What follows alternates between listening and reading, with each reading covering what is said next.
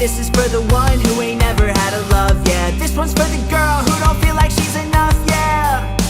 Yeah, yeah, yeah. This one's for the cool kid playing on the school team, crying to himself cause he never had the prom queen. Head full of wands, but they said it's just a pipe dream, yeah. This one's for the kids like me, they ain't never had one day. The ladies always turn their cheek, but they ain't let the fat ones sing.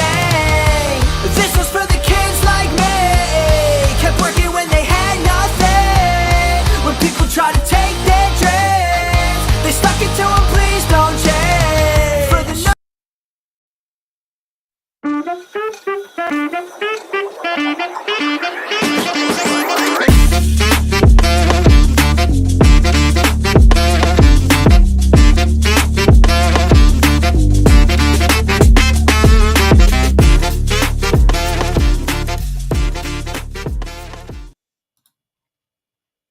What's going on, everybody? Welcome to the Alex Cuesta Show.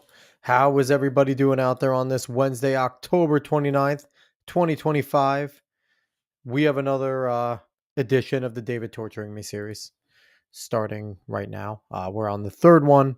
To recap, first, David made me learn about Your Movie Sucks and him being a weird fucking furry.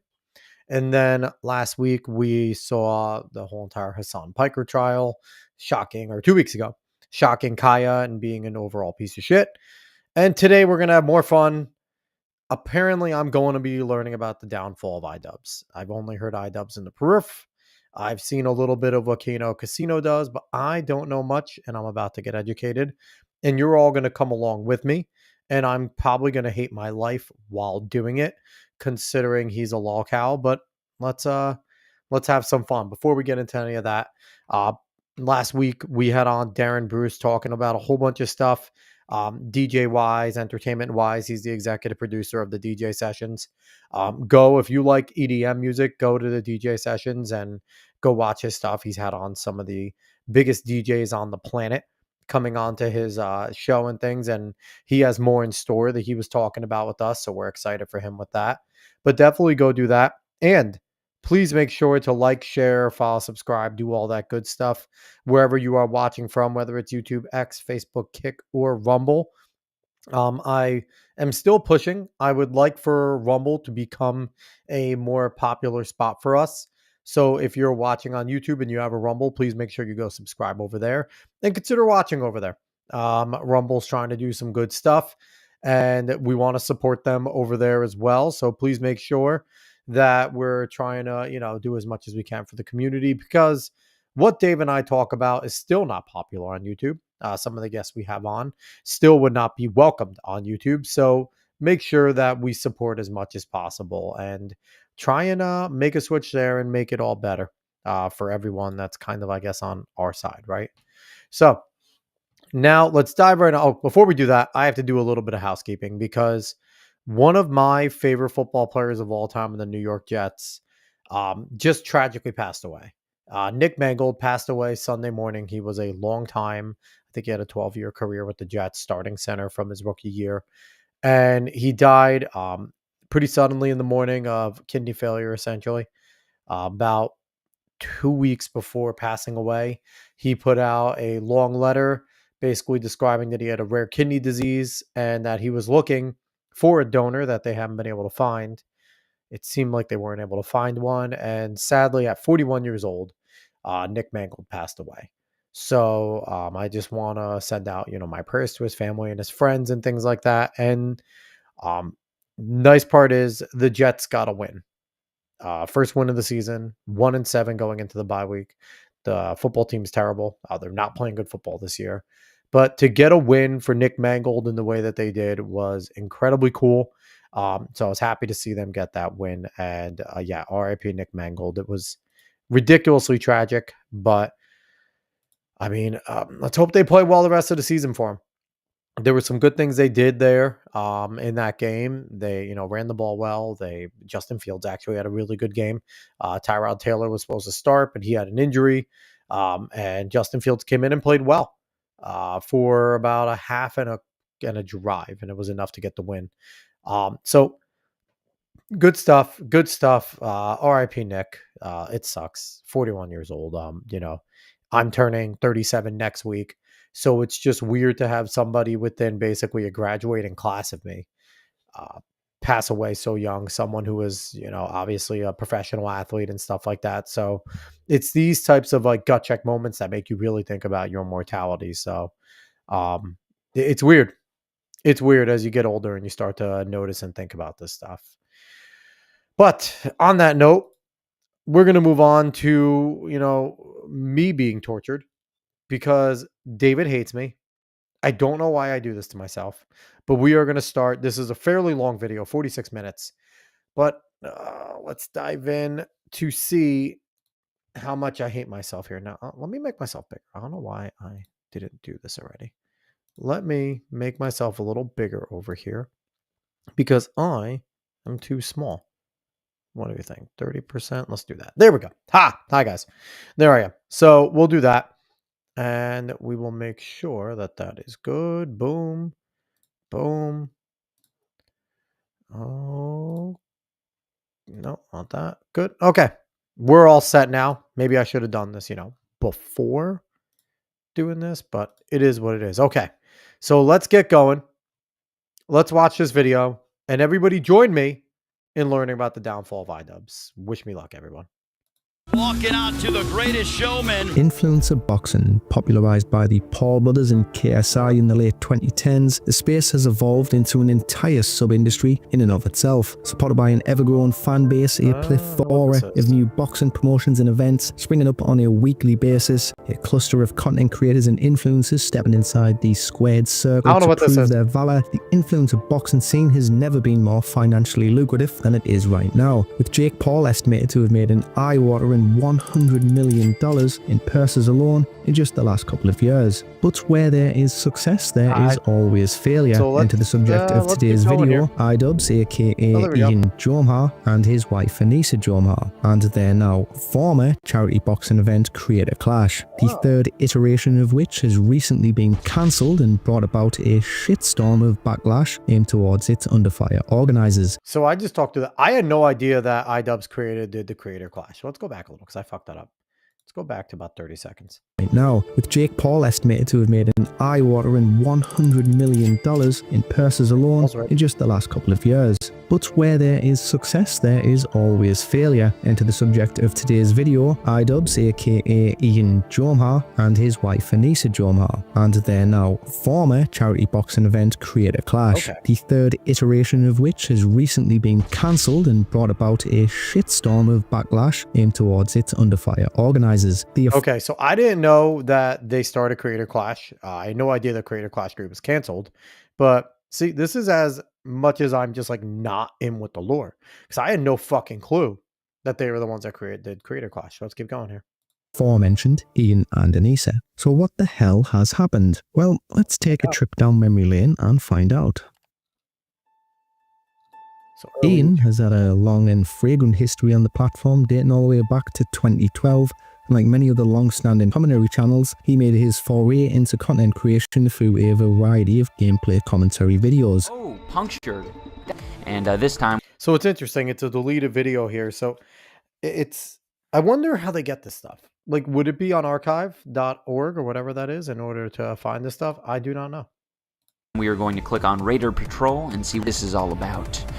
All right. His early days on YouTube would be marred with mediocrity, as he would fail to capture a consistent audience, and much of this earlier content has now been erased from the annals of the web. From mid-2014 onwards though, Ian would take a more edgy tone, beginning with... And I have to say, this accent, David warned me that this guy's accent is rough. I apologize.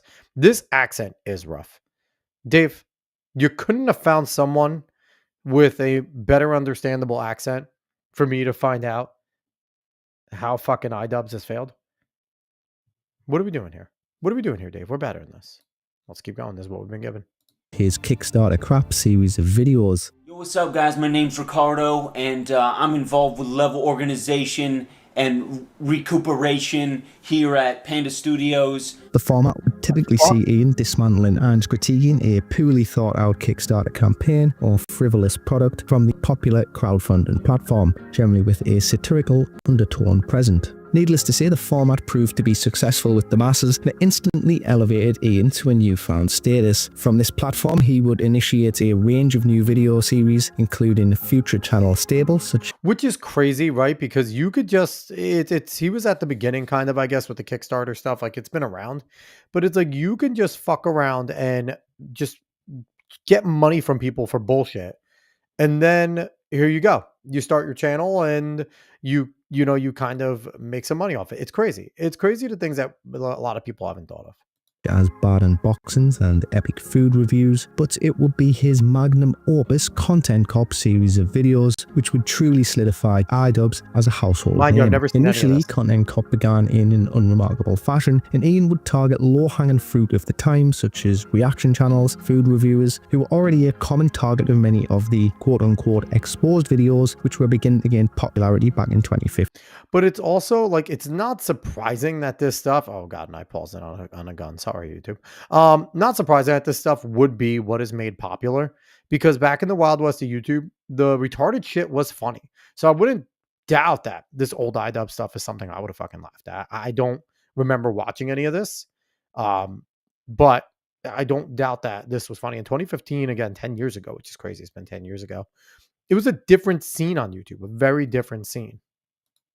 This would all change on the 5th of May 2016, however, when iDubbbz released the now infamous Content Cop on the controversial Drama Alert host Keemstar. Alpha Bravo Niner, this is Wolf Mother. What's hand in Wolf Pack? You're gonna want to get down here and see this. In fact, bring a big backup. Yeah, bring in the big gun. And this is kind of just one of those videos and moments in time where you kind of just had to be there to sort of experience it. It truly just helped set Ian apart from many other creators within the same space, is rather than just take the sort of typical moral grandstand approach to his criticisms, he instead highlighted Keem's hypocrisies, and he did so in a very satirical and humorous way. Now, mind you, Keemstar is now massive, doing a whole bunch of lolcow shit. And iDubbbz is now floating in mediocrity. I mean, Keemstar is someone that,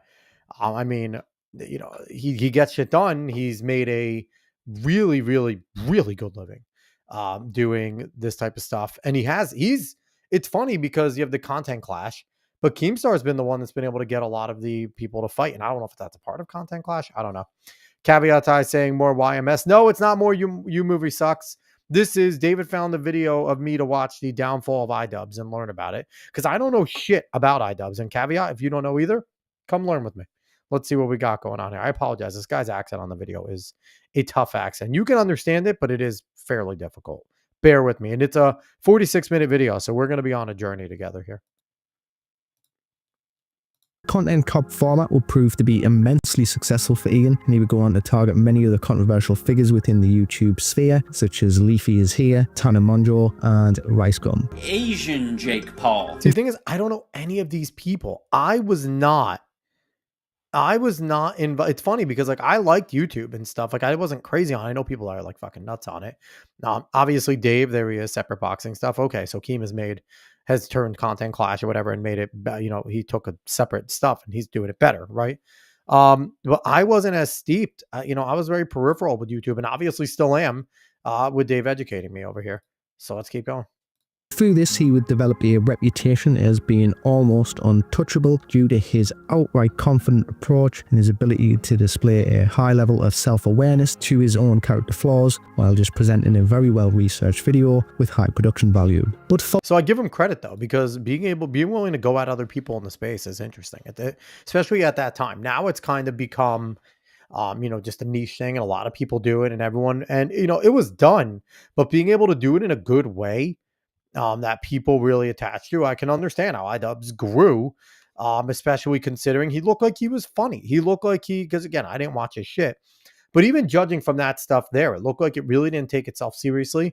And it was, obviously was meant to be fucking with these people. And that seems, again, I'm not surprised he took off.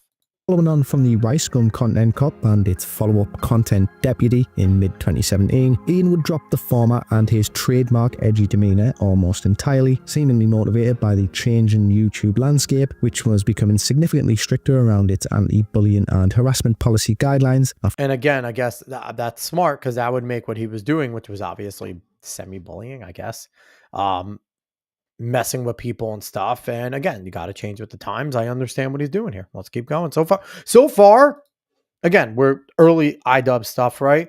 We haven't gotten into the downfall, but so far, I mean, it seems like he's just your typical YouTube guy. And again, I understand how he rose to popularity and stuff. All right, let's keep rolling.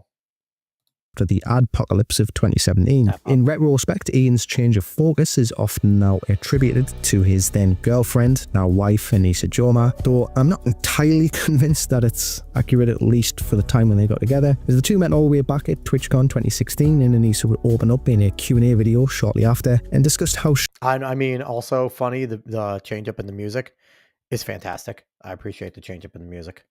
she would be supporting iDubbbz with his future content, which would of course include the Tana Monjo and the Rice Gum Content Cops, which were obviously some of the more edgy ones, let's be real. Ian meet. I was in San Diego for TwitchCon, and I was on my Twitter feed, and it was when Ian was just spamming his Twitter feed with something about Leafy and Max Mofo backstabbing him like as a meme, and he was just like, it was like tweet after tweet after tweet. So I was like, okay, this individual's bored. I know he lives in San Diego. Maybe he wants to hang out because anything's better than like sitting in this hotel all day. So I'm not gonna lie, in some of those other pictures, she did look better. Here, she does not look great. And I know we learn a lot more about her, but she doesn't look great here. iDubbbz probably could have done better being who he was. Who is iDubbbz? We're learning, caveat. We are learning together. He was a popular YouTube personality turned into a absolute lolcow. So Mega Zero coming in saying, so funny enough, YMS was on iDubbbz podcast. Was this recently, Mega Zero? I don't know if he was recently on that. Give me some of that information. Let's keep going in the meantime. we ended up messaging each other, And she also delved into some of the backlash that she had received since the relationship had begun. I've been getting a lot of stuff because of dating Ian. Some positive, some negative. It just comes with the territory of dating somebody that has a fan base. At least at this time though, Ian's fans seemed supportive of his newfound companionship, and the future was looking bright for the pair. Whatever the case though, from 2018 onwards, Ian's content saw a drastic shift away from the edgy and rash persona, which had made him popular and a face of the free speech movement. With Content Cop out of the picture for now, Ian needed a new modus operandi, and he found this in the form of a documentary video titled Full Force. Now, that's a big thing too, is because when like you have something that you start and you get popular that way, some people are able to do the switch up and do it well because they're just talented. Some people can't.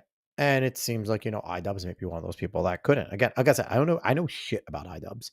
So Nachi coming in saying Sam Hyde's side of the iDubbbz doc is so funny. Sam Hyde is just fucking funny. Mega Zero, like I think a few years back when he still had that weird mullet. I mean, yes, and that's part of the picture that we have here. Caveat Ty saying, I heard of him, just don't know nothing. So we're learning together, Caveat, because I'm in the same boat as you. Let's keep rolling. Which currently sits as the most viewed video on his channel at 24 million views. The project would have Ian travelling out to Michigan to document the lifestyle and inner workings of the relatively unknown YouTuber at the time, Fatty, who is a content creator with, let's just say, a particular passion for Star Wars. The flow of the video focuses on Fatty's poor quality of life and his escapades with his small circle of friends and their obsessions with Star Wars and weed. Overall, Now, this is interesting too, right? Because it's one of those things where obviously iDubbbz here was still kind of poking fun, right? To go and meet this random creator that's obviously a fat kid obsessed with Star Wars, but he was a small creator. And I'd imagine that although the obvious was there, that the other small creator wasn't as bothered by it because it's obviously got eyes, and you saw 24 million views on that documentary. So I wonder if this ended up helping this fat Star Wars fan. gonna lie, it's a pretty good documentary. It was worth the watch at the time, and it was pretty well received, and it highlights This I do remember, to be quite honest. I remember seeing this kid at times popping up as like, because he was like fucking really trying to go all in with the lightsaber. And I do remember seeing like shorts, and I think especially vines and shit were still going on at the time, of like kind of making fun of him because he was so serious about his like motions and things like that and trying to recreate shit. So I do remember this kid, and I'd imagine iDubbbz had a part of that. a sustainable foundation from where Ian could propel his channel forward. What is going full force? That is where, and the way I define it, someone is treating it as if they're about to die and they are putting everything behind it. I mean, that's all. His core audience at this stage were still relatively supportive, but that would all change when Anisa made the bold decision to announce her OnlyFans to Twitter in 2020, leading to a war amongst Ian's audience, with many fans now turned detractors, accusing him of being a bit of a cock. In reality, I feel I mean, and that is definitely something that will change the perception of somebody, right? Because you go from being someone who, you know, I'd imagine we would have called him based back in the day when he was doing Content Cop and calling people the fuck out and making it in a funny way, right? Parodying that. And we would have definitely been someone that we would have probably put on the base side because he was just having a good time of it, making fun of people, probably pissing people off. And then kind of changes a little because he feels the need to, with all the content cracking down, especially, you know, all the internet going crazy like that. And you're looking at the time, 2015, 2016, Trump's first presidency, the internet kind of breaks for a little and censorship becomes the way, right? So I get that. And now we fast forward to 2020, OnlyFans becoming a thing, and his girlfriend and now gets an OnlyFans. And obviously she was a content creator. She was at TwitchCon and things like that. And I don't know, for me, if my wife got a fucking OnlyFans, that would be the end of it, right? Like I don't care if she's just in bikini pocket pics and stuff. And people like, you are getting paid to put your body out there. And the most popular ones are doing it by request. Like, it's not just like the ones that get paid aren't the ones that just put the pictures out there and get the members. It helps, right? Obviously, that's the big thing. You want to get as many members as possible in the OnlyFans sphere. But the ones that get paid are the ones that interact with members and they get requests and extra money comes and they do personal things. And that right there, that is being a sex worker. That is prostitution. That is on that realm. So I would be incredibly uncomfortable if that's my girlfriend, that's my wife, fiance, etc. And I'd be even more uncomfortable if I knew that she was a public figure as well, because then that ups it. I'm a public figure. She's a public figure. What does that do to me? Right. And what I'm trying to do, because now everyone's going to look at me differently. And obviously that's what is being said over here. So let's keep going.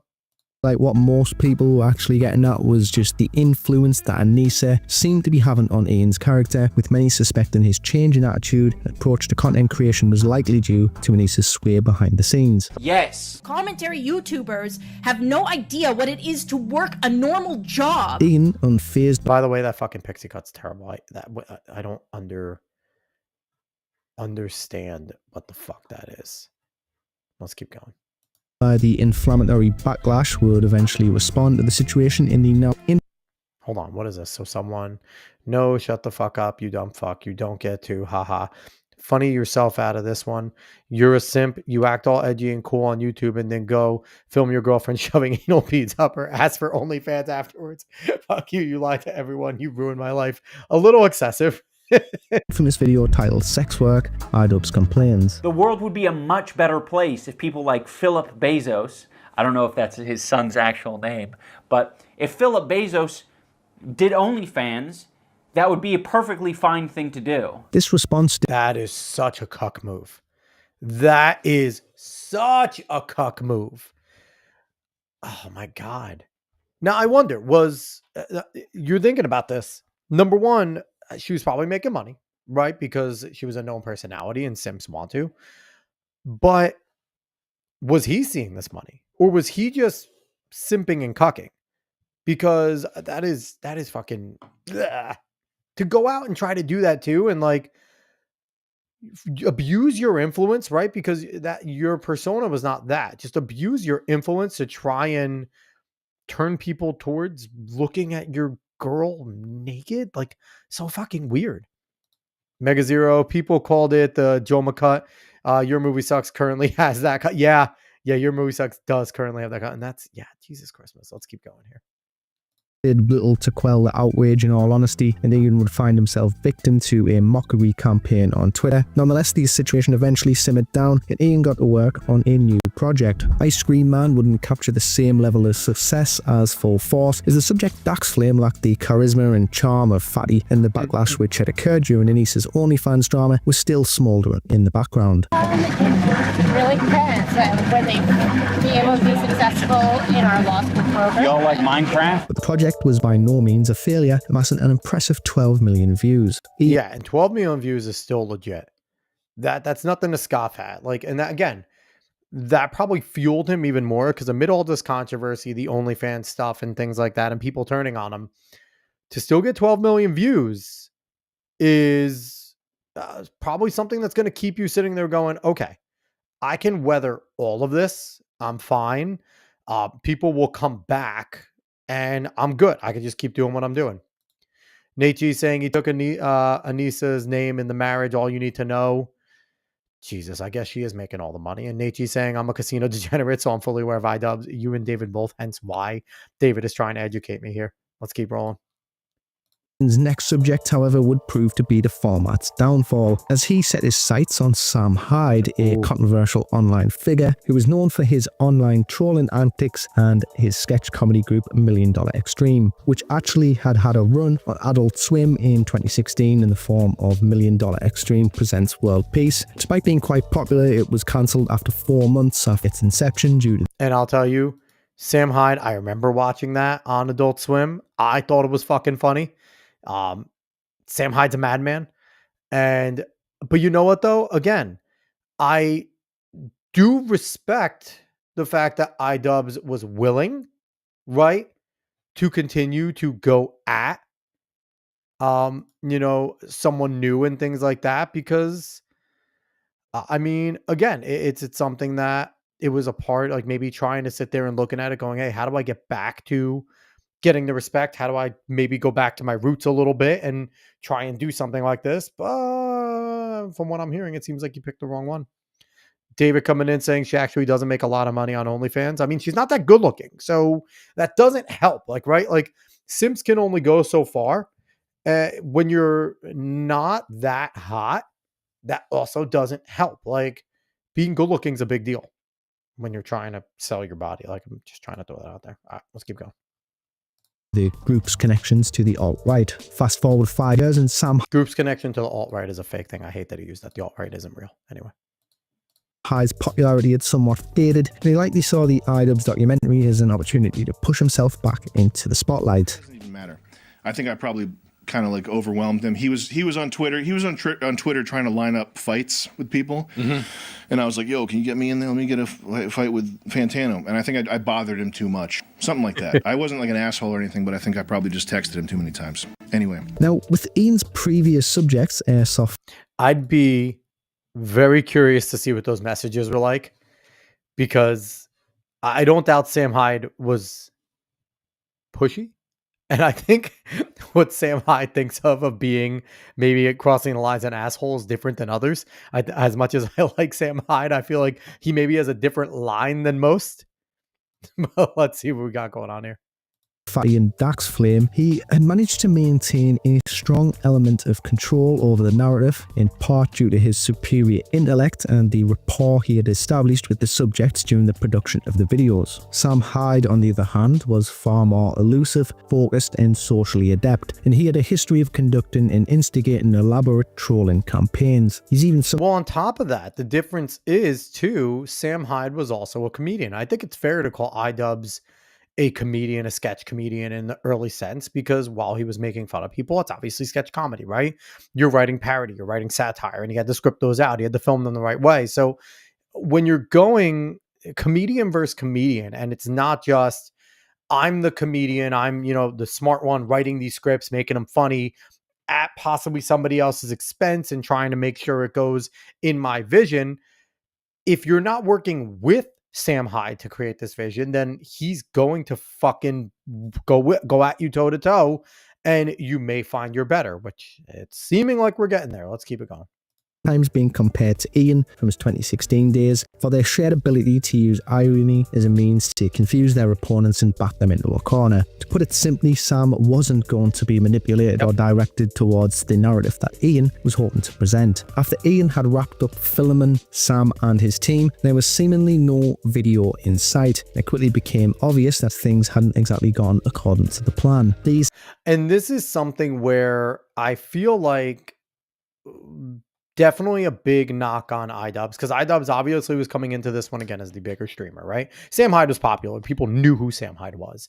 But in terms of the YouTube space, iDubbbz was still the bigger one of the two. And, you know, just from what I've done here, if I was going to do something like that, I'd want to make sure I was on the same page though. Because at this point in YouTube, at this point in the internet, all these personalities, Sam Hyde had probably tens, if not more than that, thousands of followers already, by well more than that, tens of thousands.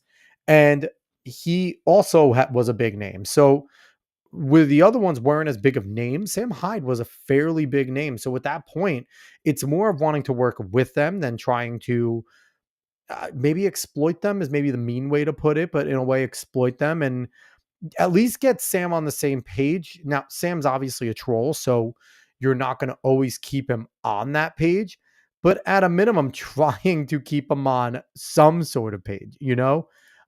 So I mean, that's interesting. Let's see what keeps going here. Suspicions would be confirmed when Sam Hyde released his own version of the documentary, and it was discovered that Ian had been the victim of an elaborate gaslighting campaign.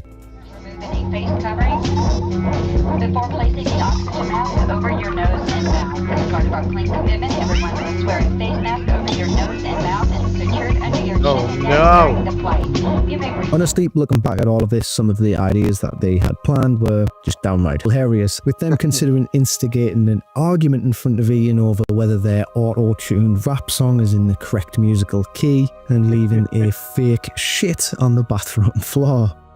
Now, this is the difference between, hold on, let me see if it's, there we go.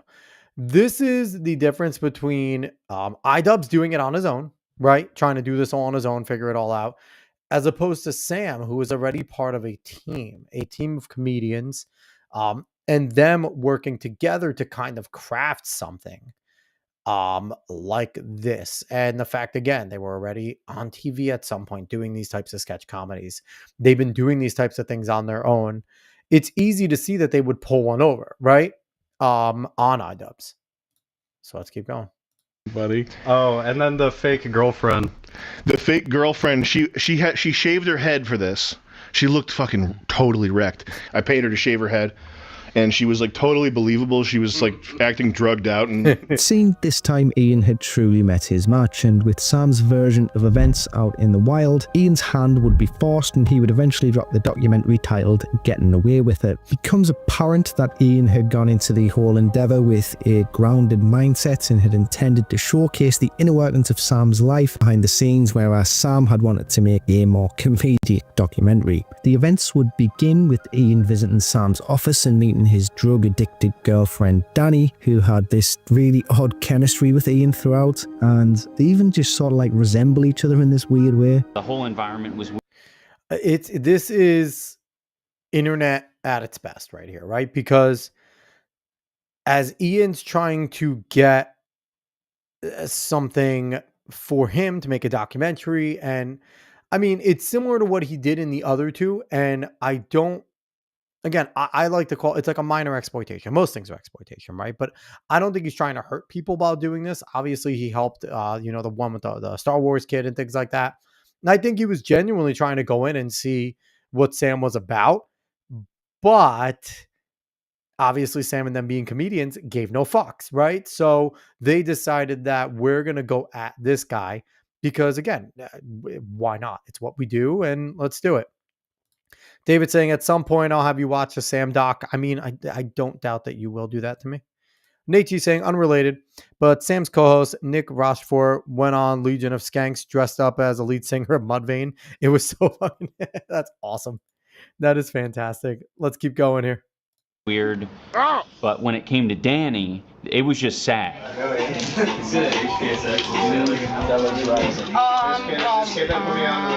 yeah, if you just like stop smoking, your blood pressure goes like.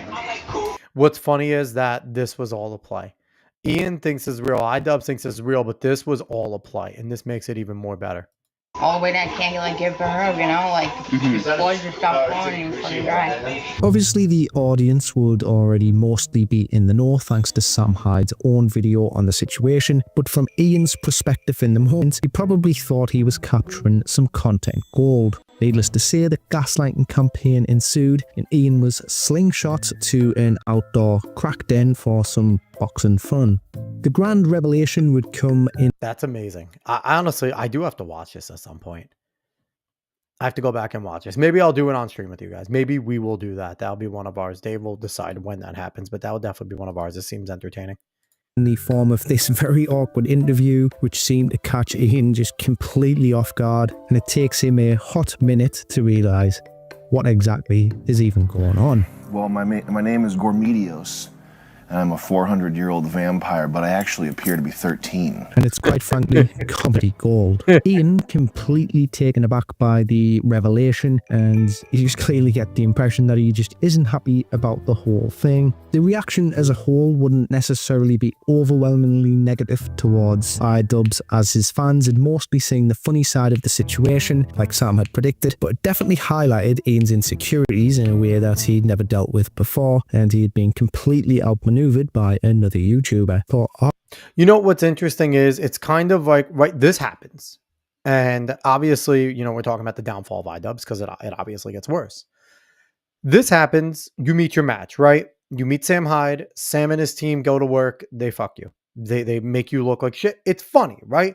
They do it to make fun of you. It's comedy. But you're iDubbbz. You already have a following. Like they said, a lot of his fans saw this as, you know, kind of a ha-ha thing, laughing with him. He's talking about the highlighting the insecurities and stuff. But how you respond is the most important part here. And we'll see. You know, obviously, I feel like, you know, I know the end and it's going to continue going, that iDubbbz fails in his response. But there's always that chance, right, where you can have this and how you respond makes everything. If it's a shit response, you can crash. And obviously we get there. But if it's a good response, then you can kind of just laugh it off and move on. Let's see what keeps going.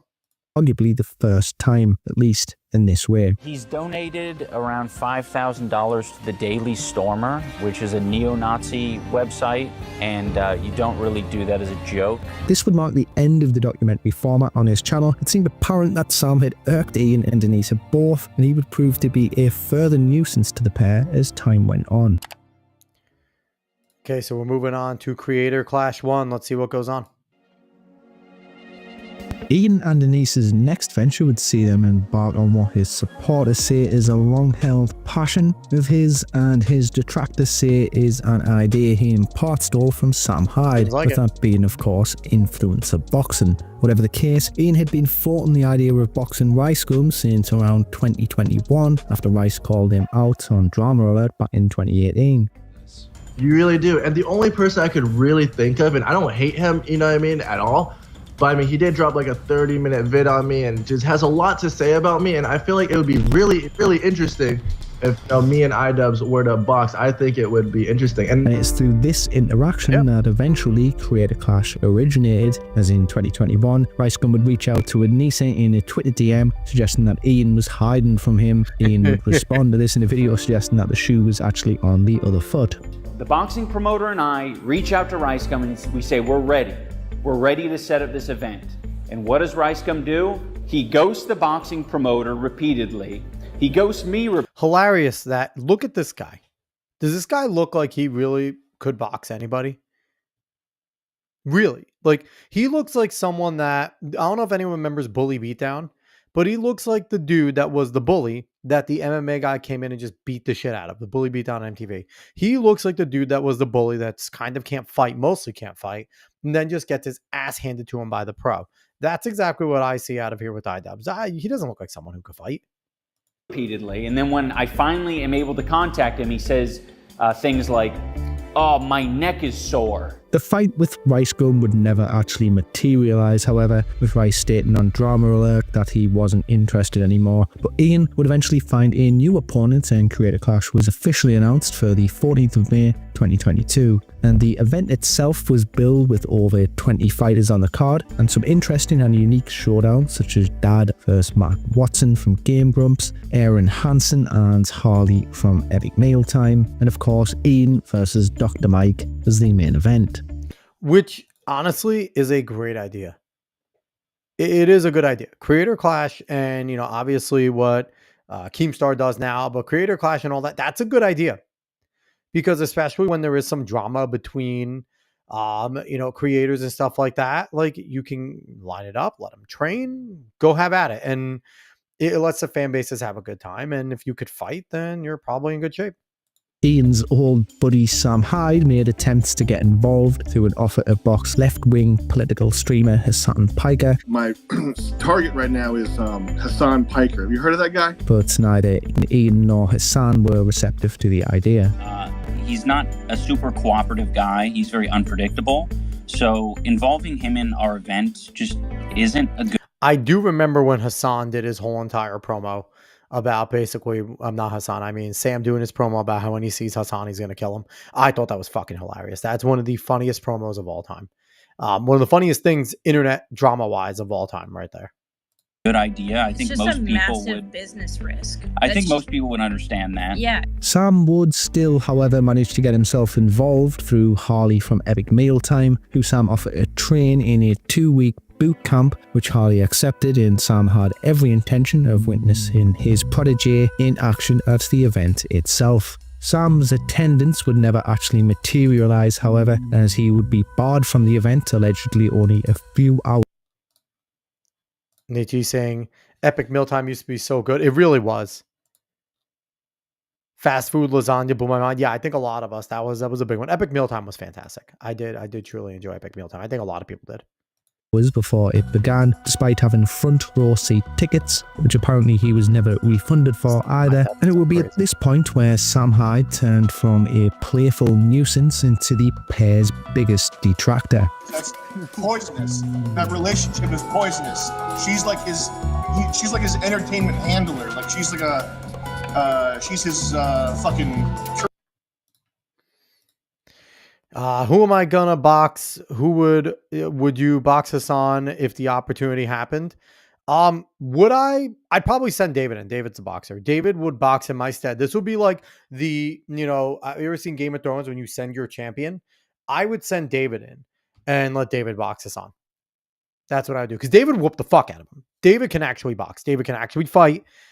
He's trained boxing. Where if I actually never trained in anything like that. So for me, I'm not one of these people that's going to like, let's go box. I've never fucking boxed. I've gotten into fights before, but I've never boxed. And, maybe if there was, maybe I would do it for fun, right? Maybe if there was a chance and someone really wanted to do it, why not? Maybe. But if anything, I would let David fucking go do it. I would 100% just let David go do it. I'd let David have the satisfaction of going to beat the shit out of Hassan because David can actually box. And we've all seen Hassan hit the bag. And I don't think David would have any issue taking him on. So, would I box Hassan? Probably. Hassan's got a fucking height and reach on me, man. I'll tell you that much. Like, I am 5'9" on a good day. So Hassan definitely would have a lot of reach on me. And even on David, because David's only a little bit taller than I am. I think David's maybe 5'10", 5'11". And Hassan, I think, is a legitimate, like, 6'4". He's a tall dude. He's weirdly shaped. And that would be the difficult part with Hassan. Like, honestly, with boxing Hassan, you could only do body shots because if you attempted to go for his head, you'd miss it because it's a fucking pea head. It's such like a weird, like, you would not be able to land. Like, that would be Hassan's superpower. You wouldn't be able to hit his head because it's like so much smaller than his body. Like, you would try to hit it and just his obtuse fucking body would deflect it. It would be so weird. So you'd have to only do body shots on Hassan. But Caveat saying I'd love to watch. I would enjoy watching David fight him. I think that would be a really good time. And again, like honestly, if the opportunity arose and I could go box Hassan Piker, why the fuck not? I'd have fun doing it. It'd be good.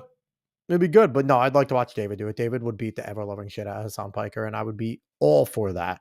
So he would be my champion. I would choose a champion. Career manager now or something. She's got to go, man. Creator Clash itself went ahead without a hitch, and in all honesty, it was a very good show, and a number of the fights were quite interesting encounters, and for the most part, entertaining. It would be fair to say that overall it was a resounding success, a sellout at the Youngling Center in Tampa, Florida, and over 100,000 pay-per-view sales, with a very impressive $1.3 million raised for charity. You'd honestly have been very hard-pressed just to find somebody being overly critical of the event itself, even people who were previously detractors. One of the coolest events, and you. But honestly, that's like, yeah, you know, the thing is too, it's like, this is the Creator Clash, a great idea because Rough and Rowdy exists, right? Rough and Rowdy's fucking massive, and you have some people that just can't fucking fight at all in Rough and Rowdy, but Rowdy, I don't know, but it's the Barstool one, and it's fantastic. It's fantastic, people. So this honestly is a good idea. Nate's saying he's big and roided out, but has zero athleticism. I'd wager no guts. Probably not. And David coming in saying no one could box us on, but Sam, the Candyman, cometh. So here's what we would do, Dave. You would train. You would get ready. You would go. You'd walk up. But we'd have like all of your people that are with you would all be in fucking cloaks, right? We'd be all like Sith Lords and things like that. And like we would make it so I would show my face in the beginning and boom, I would get in there. So it would be like the thing, right? We'd all be Sith Lords. And then instead of you going to the ring, what we would do is we would hand you one. You would put it on, and then fucking Sam Hyde would pop out ready to go. And he would get in the ring, and, we'd have one of two options. Hassan would have to scramble for his life, or he would agree to finally fight Sam. And that's how we would do it. We would make that happen. I'm giving away my plan, and that's how we'd fucking do it. And I think that would be a great plan. YouTube history just went down this weekend. It's the best boxing event that a YouTuber has thrown on yet. This event was just amazing. Creator Clash is a W for sure. One aspect I did find quite intriguing, something that I don't think's been brought up too much after the fact, is that Ian made multiple references to a documentary covering the production and much of the behind-the-scenes footage of the lead-up to Nate saying, I wouldn't box Hassan, but if Street Beef called, sign me up. You just want to fucking just not stop, just take him out. I like your style, Nate. to the event and some of the training and whatnot, but for whatever reason that has never actually materialized. Nevertheless, given the success of Creator Clash, a follow-up event was expected. I was taking a drink there, and I do love that. For whatever reason, the event never went on. It's just Anisa's. So I think we know what the accusation is for why we never saw the light of day of that doc. And it will be announced for the following year. But for all of the success that would come with the first Creator Clash, the follow-up event, awesome, Creator Clash 2, would turn out to be a complete disaster. Creator Clash 2 would be billed in a similar fashion to its predecessor, with many of the favourites from the first card returning, including Dad and Harley Morenstein, and some interesting new additions such as Chris Raygun, and surprisingly to many, Froggy Fresh, an old-timer on the platform, who would mostly produce comedic rap videos, and he had been on an on-again, off-again hiatus of sorts since 2018. Despite the reasonably solid-looking card that seemed to lack any real heavy hitters in terms of current popularity and draw, the initial excitement from Ian's audience was pretty strong, but cracks were beginning to appear right from the off. And it's interesting, right? Because I feel like this was a lot of these creators, and like you said, a lot of the creators on there weren't your super popular at the time, right? They were still your popular creators, but not the big names. So probably a lot of them saw a way of, hey, this is good to get more content out. Maybe it'll boost my channel again. Maybe more people will watch me again if I do well in this fight. So it was a good chance for all of them. So let's see what happened. It became clear that things weren't going to go as smoothly as the first event, with drama on the horizon. The boxing promotion Happy Punch, co-owned by Keemstar, tweeted out a post showcasing Froggy Fresh training with its other co-owner, Sam Hyde. This sent Anisa into a meltdown on Twitter, and a quote-unquote supporter account named the Pied Piper later proven to be controlled by Anisa. What's crazy is, and this is what's nuts. So it seems like Anisa's fucking everything up for everyone, which that seems to be a theme that Anisa's fucked this all up. But it's like, why can't Sam Hyde just be training somebody, right? Like, if you don't want him at your event, whatever, you could be a piece of shit. But the fact that you're mad that he was training somebody, that's wild. That's wild. So let's see how Anisa continues to fuck this up. His mother made a tweet insinuating that Froggy's removal from the event was imminent. Froggy would respond to this himself in a Twitter video, taking offense to the usage of the word imp, though it seemed apparent that he was treating the whole situation as just a back and forth banter, and I don't think he really expected to be removed from the event at all. I going on to my Twitter today. What don't I see? Anissa's mom is saying, hoping that somebody replaces that imp. Now I go into Google to see what imp was, and they said it's a small devil. Now I went to Google to see what imp was. Like, I've never heard of Froggy Fresh, and that's a fucking character right there. Like, how did you not know what an imp was? Maybe it's because I'm a fucking nerd, and I like fantasy and stuff, so maybe it's easy for me, but that's bizarre. You didn't know what imp was. I got saved by the Lord and baptized when I was about 7, so I don't know what she's talking about. But I can tell you this is a charity event. Ian and Anisa, on the other hand, were not happy, and just 3 weeks before the event was scheduled to take place, the Creator Clash Twitter account announced the following: there has been a change in the lineup, and Froggy Fresh will no longer be fighting against Chris Raygun. We will announce his replacement in the coming days. Aside from this statement, no reason was specified, leaving the situation. So here's the danger with that, right? The danger with doing something like that, like, obviously if someone gets hurt while training, you're going to replace them. If someone does, really fucks with you, right? It's my event, fuck off, right? But to burn another creator because of that, because it was a pictures of him training with Sam Hyde, who you don't like, you now run the risk of getting other creators against you. And the creator pile on YouTube is real. If they sit there and they, they feel like people have been slighted, video, and then it becomes a thing. And then people have FOMO, so they make videos, and everybody at that point just makes videos, and now it fucking looks terrible. I can't see how people are so fucking short-sighted by this stuff. Nate G saying, how have you never heard his song, The Baddest? It's literally the baddest rap song ever. I haven't. I mean, listen, I'm a boomer, Nate, and I'm not. Like I said, I've always liked YouTube, but I've never been like someone who's just like, let me fucking algorithm rip and just watch and learn and watch and learn. That's never been me. So Nate saying David needs to fix that. Since David will probably see this and hear it, he'll send it to me in due time. 100% he'll send it to me on X or something like that. Let's keep going here. Wide open to speculation, with many assuming the removal had related to past statements Froggy had made concerning Anisa's OnlyFans. On April 15th, if I don't hurt you beyond what anybody could have imagined, I will be so disappointed in myself that I will subscribe to Anisa's OnlyFans. Froggy's removal sent the internet into a frenzy, with spectators and creators alike feeling it was extremely harsh to remove the fighter just 3 weeks before. Hilarious to include Dick Masterson in anything, but there he is. The event, after 10 months of training for nothing more than some ridiculous, lighthearted jokes. They kicked a boxer off because either he's friends with Sam Hyde or he made a joke about iDubbbz's wife's OnlyFans or OnlyFans account.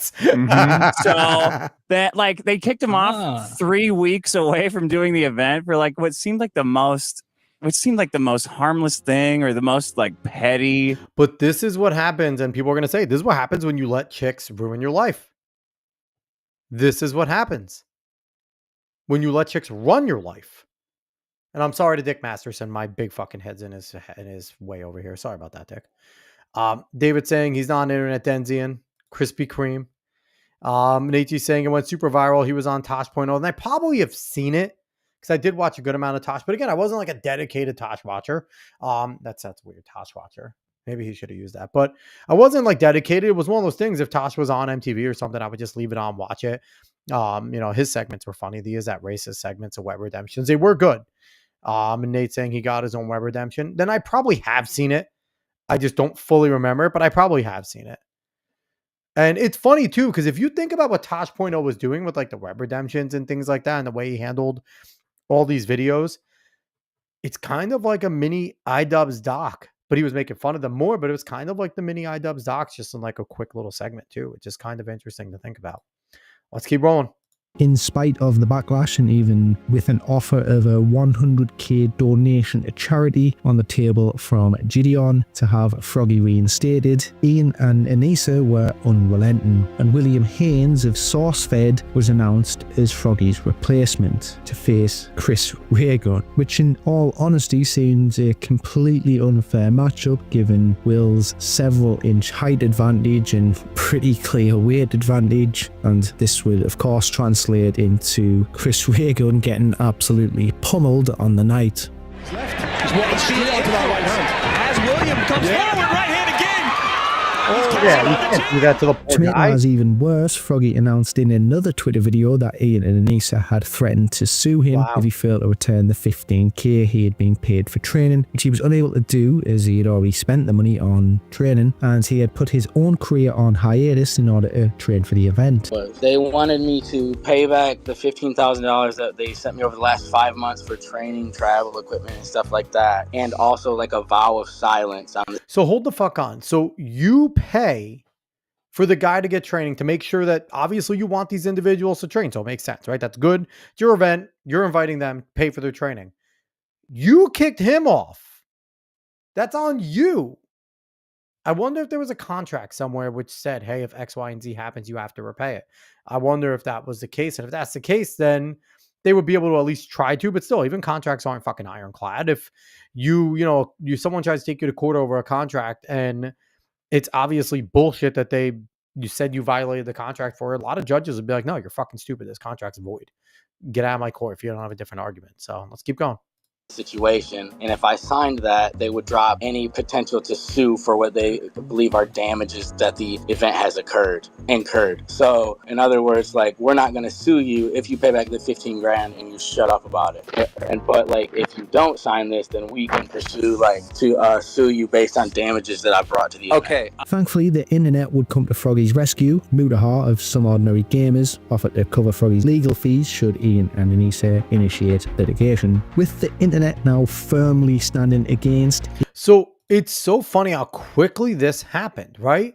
Because you could see iDubbbz kind of teetering. And Anisa obviously is the cause of a lot of this. But again, at the same time, he was moving his content away a little bit anyway when it came to like the edginess.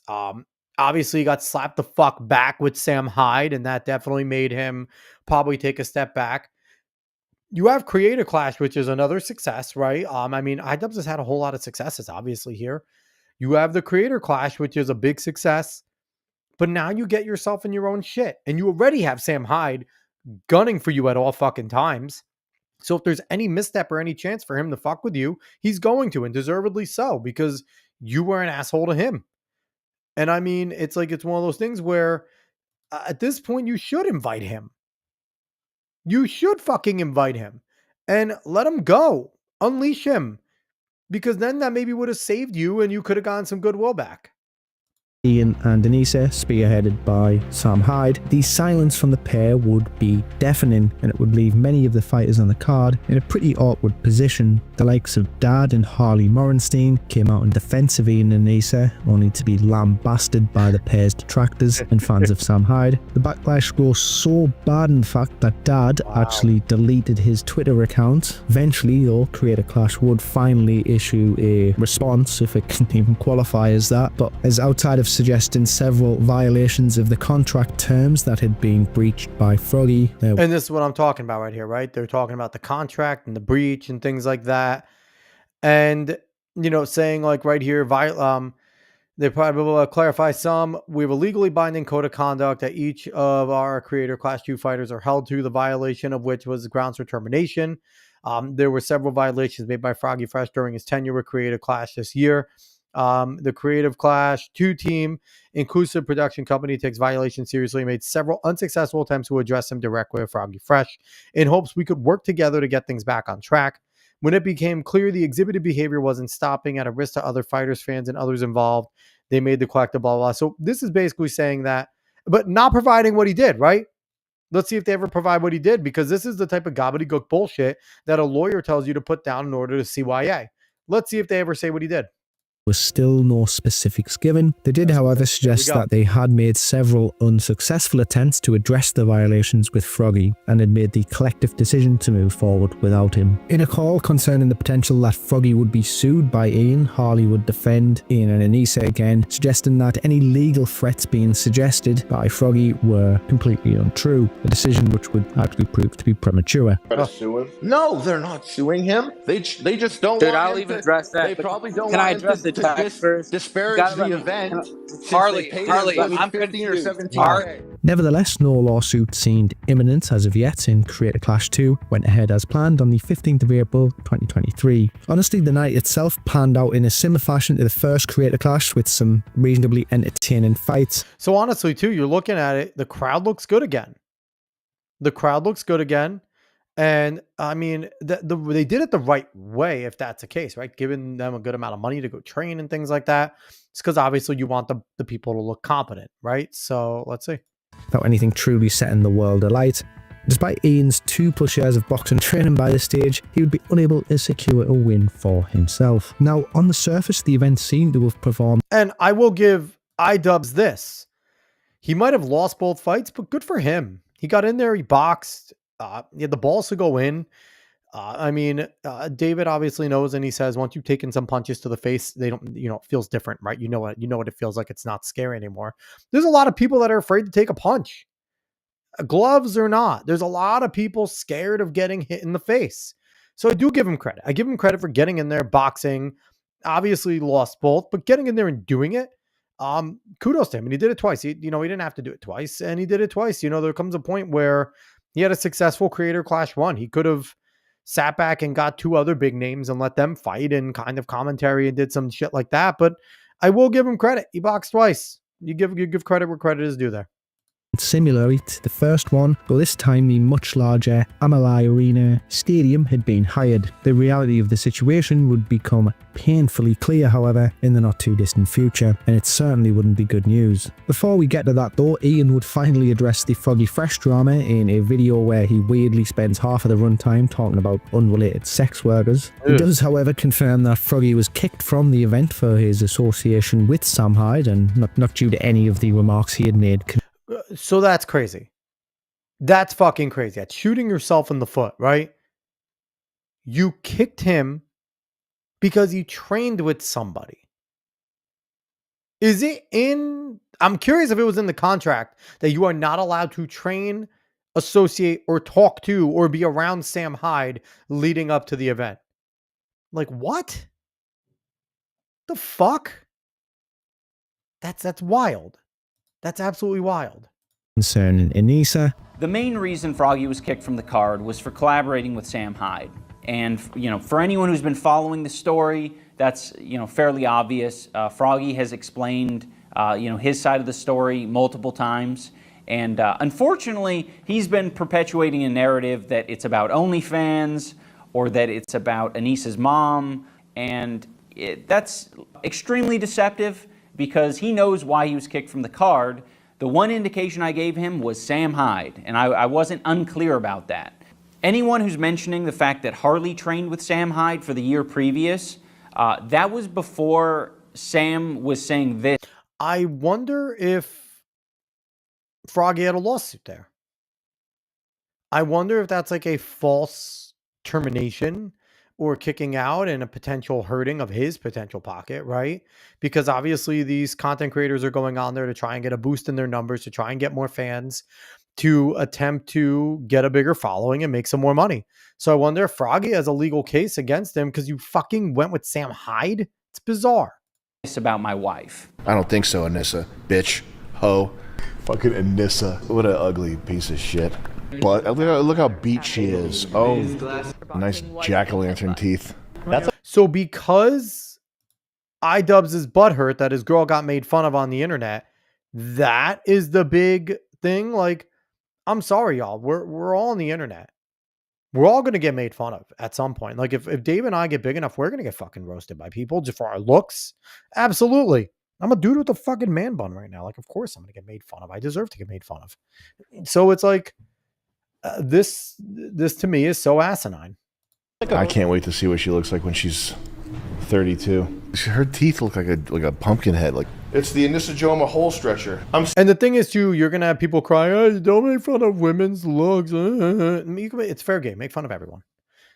Make fun of everyone. It's okay if you put yourself out there on the internet. You are leaving yourself as open game to be made fun of your looks, to be made fun of what you think, to be made fun of how you speak, what you say. Everything, your fucking setup, all of it is fair game. All of it. That's what you do when you decide to put yourself out in the public. Sending this to Anisa's OnlyFans. It goes directly into charity. Yeah. Everybody hates him and his wife's a slut. So yeah, now that this guy is on the daily insulting my wife, I think it's pretty fair to, not want to associate with him in any way. Part of me is I get not wanting to have Sam Hyde there after all this. Like, I get it. I get it. But not having like anybody associate with him or trim, that's far. That's far. Caveat Ty saying man buns are the ugliest. I agree. Honestly, I agree. But honestly, I will say this. I don't do it for the look. I do it because it's functional. When you have that long hair, it fucking gets in the way. Like, I do it because it's functional. I'm not the biggest fan of the look. I'm not gonna lie. Caveat Ty saying I'd never make fun of you. Then you are not a true follower of this channel. I expect it. Damn it. Let's see what this exchange looks like.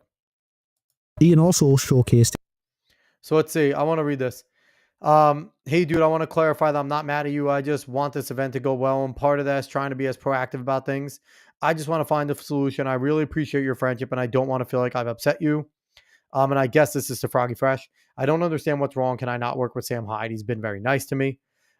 It's just a tricky situation. I personally have been hurt by a lot of things he's done. If he's your friend, that's totally understandable. I just don't get along with him, and I'm afraid of having him associated with the event.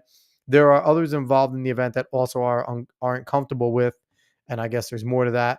But it's like having him he's not associated with the event if he's training somebody, right? Like, that's so bizarre. Froggy Fresh, yeah, he's my friend. I don't understand what me going to Rhode Island to work with Sam has to do with anyone who is uncomfortable with him. They don't have to see or work with him. I agree. Privately, what you do is absolutely only your business. But because we are running a public charity event, we have to be careful about these things because you do represent the event in some ways. I had a similar issues last year. I thought, no problem, Harley, you can work with Sam Hyde, but it ended up attracting a bad crowd. And I got harassed online a lot about it because it was a public display.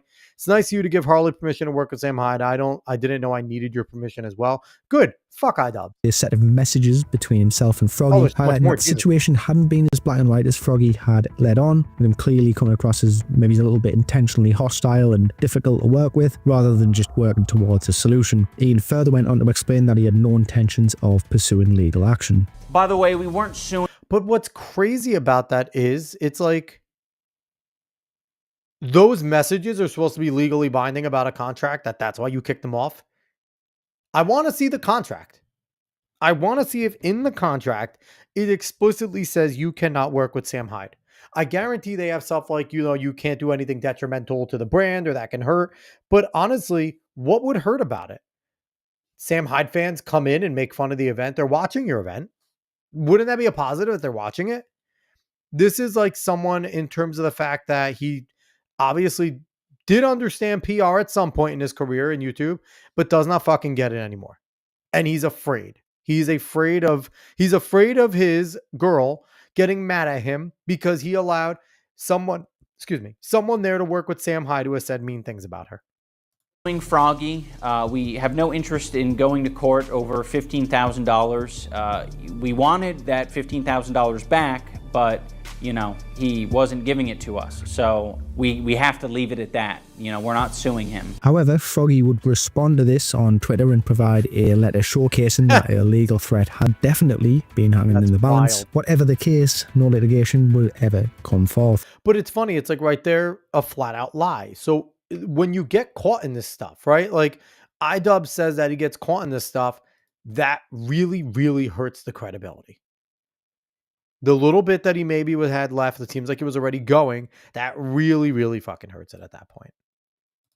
Ian uploaded a video titled The Harsh Reality of Creator Class 2, where to the surprise of many, he disclosed that the event had not performed nearly as well as expected, and it actually operated at a loss of over $250,000. Wow. For Creator Clash 2, despite it being a fun event, and here's the thing that's crazy. Obviously, the first event made money, and that is rare.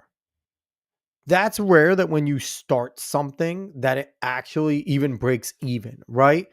You want it to make money, you want it to do that, but if it does make a good amount of money, that's rare. A lot of these events, they start off at a loss. And then as you build it and you build it, if it's something you do yearly, it's something you do quarterly or like a semi-regular, then as they start to build popularity, they make money.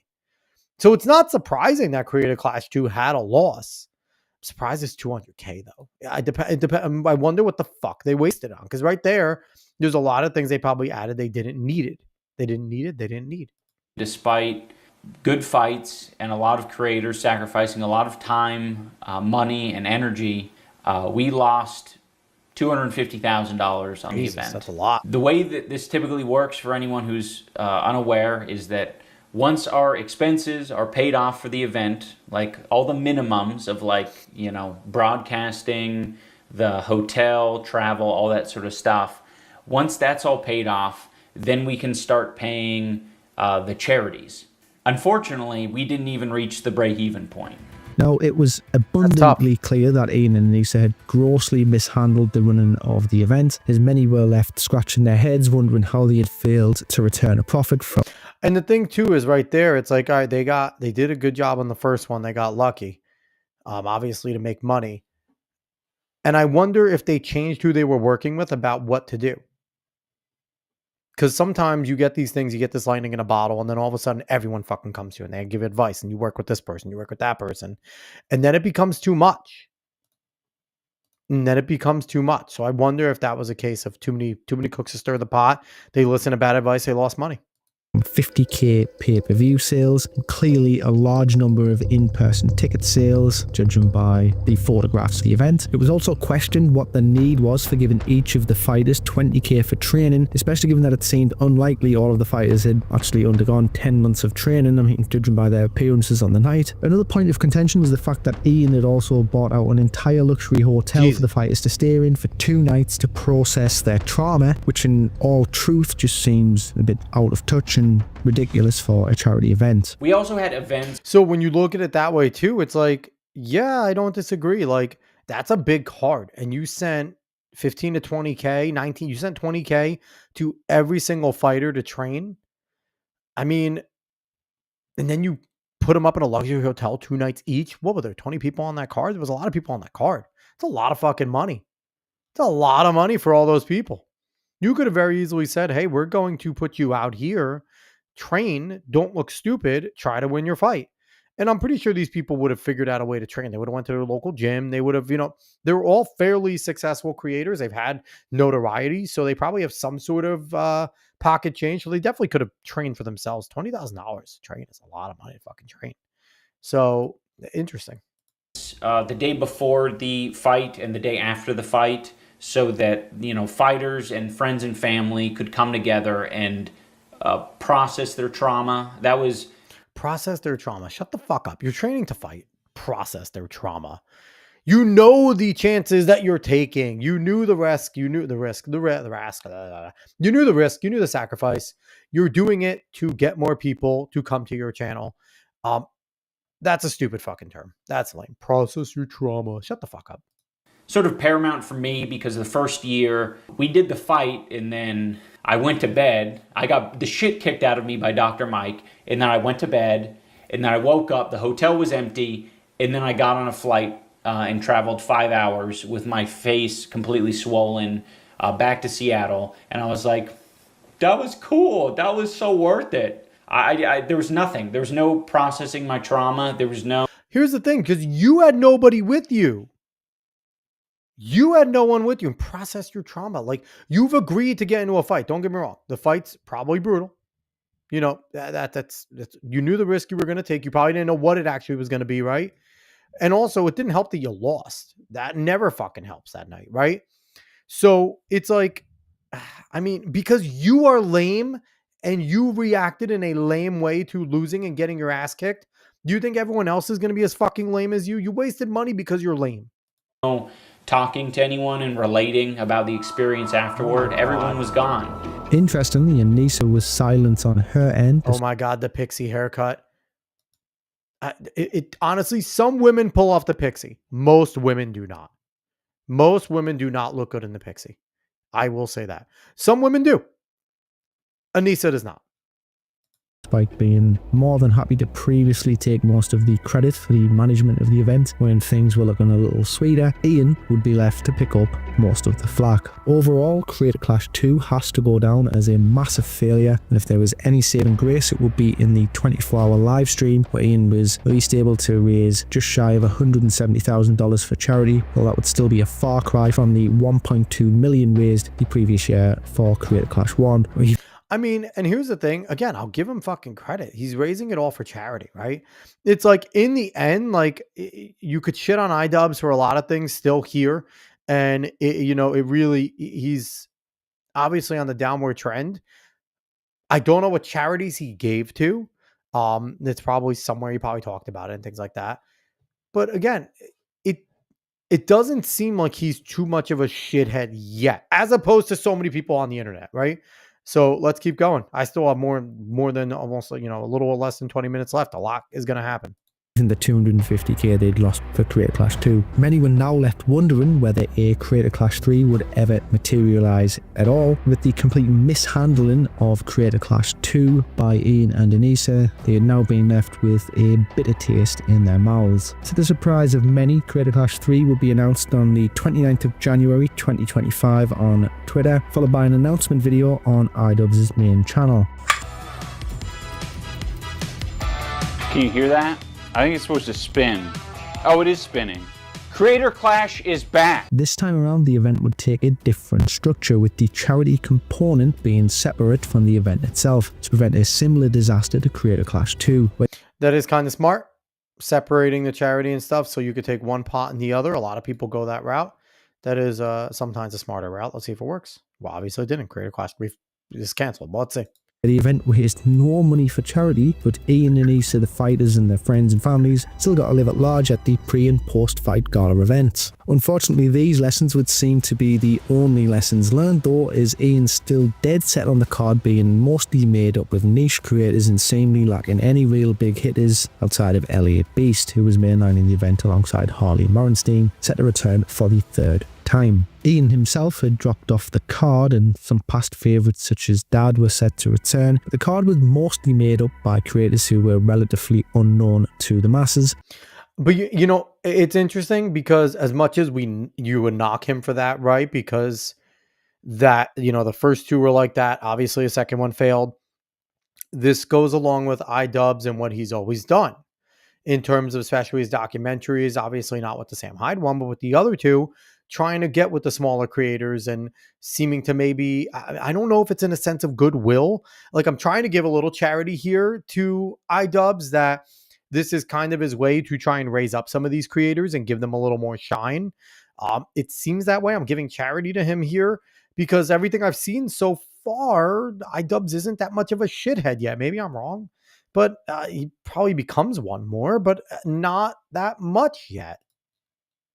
Or were known rather for their association to larger creators such as Lena Ayad from the H3 podcast. Speaking of which, Ethan, the owner of the H3 podcast and a longtime friend of Ian and Anisa's, was on the receiving end of an online harassment campaign, mostly in relation to his ongoing rivalry with left-wing political streamer Hassan Piker. And I'll give you the short version of events for this because just look at that. How are you going to hit his head if you ever box him?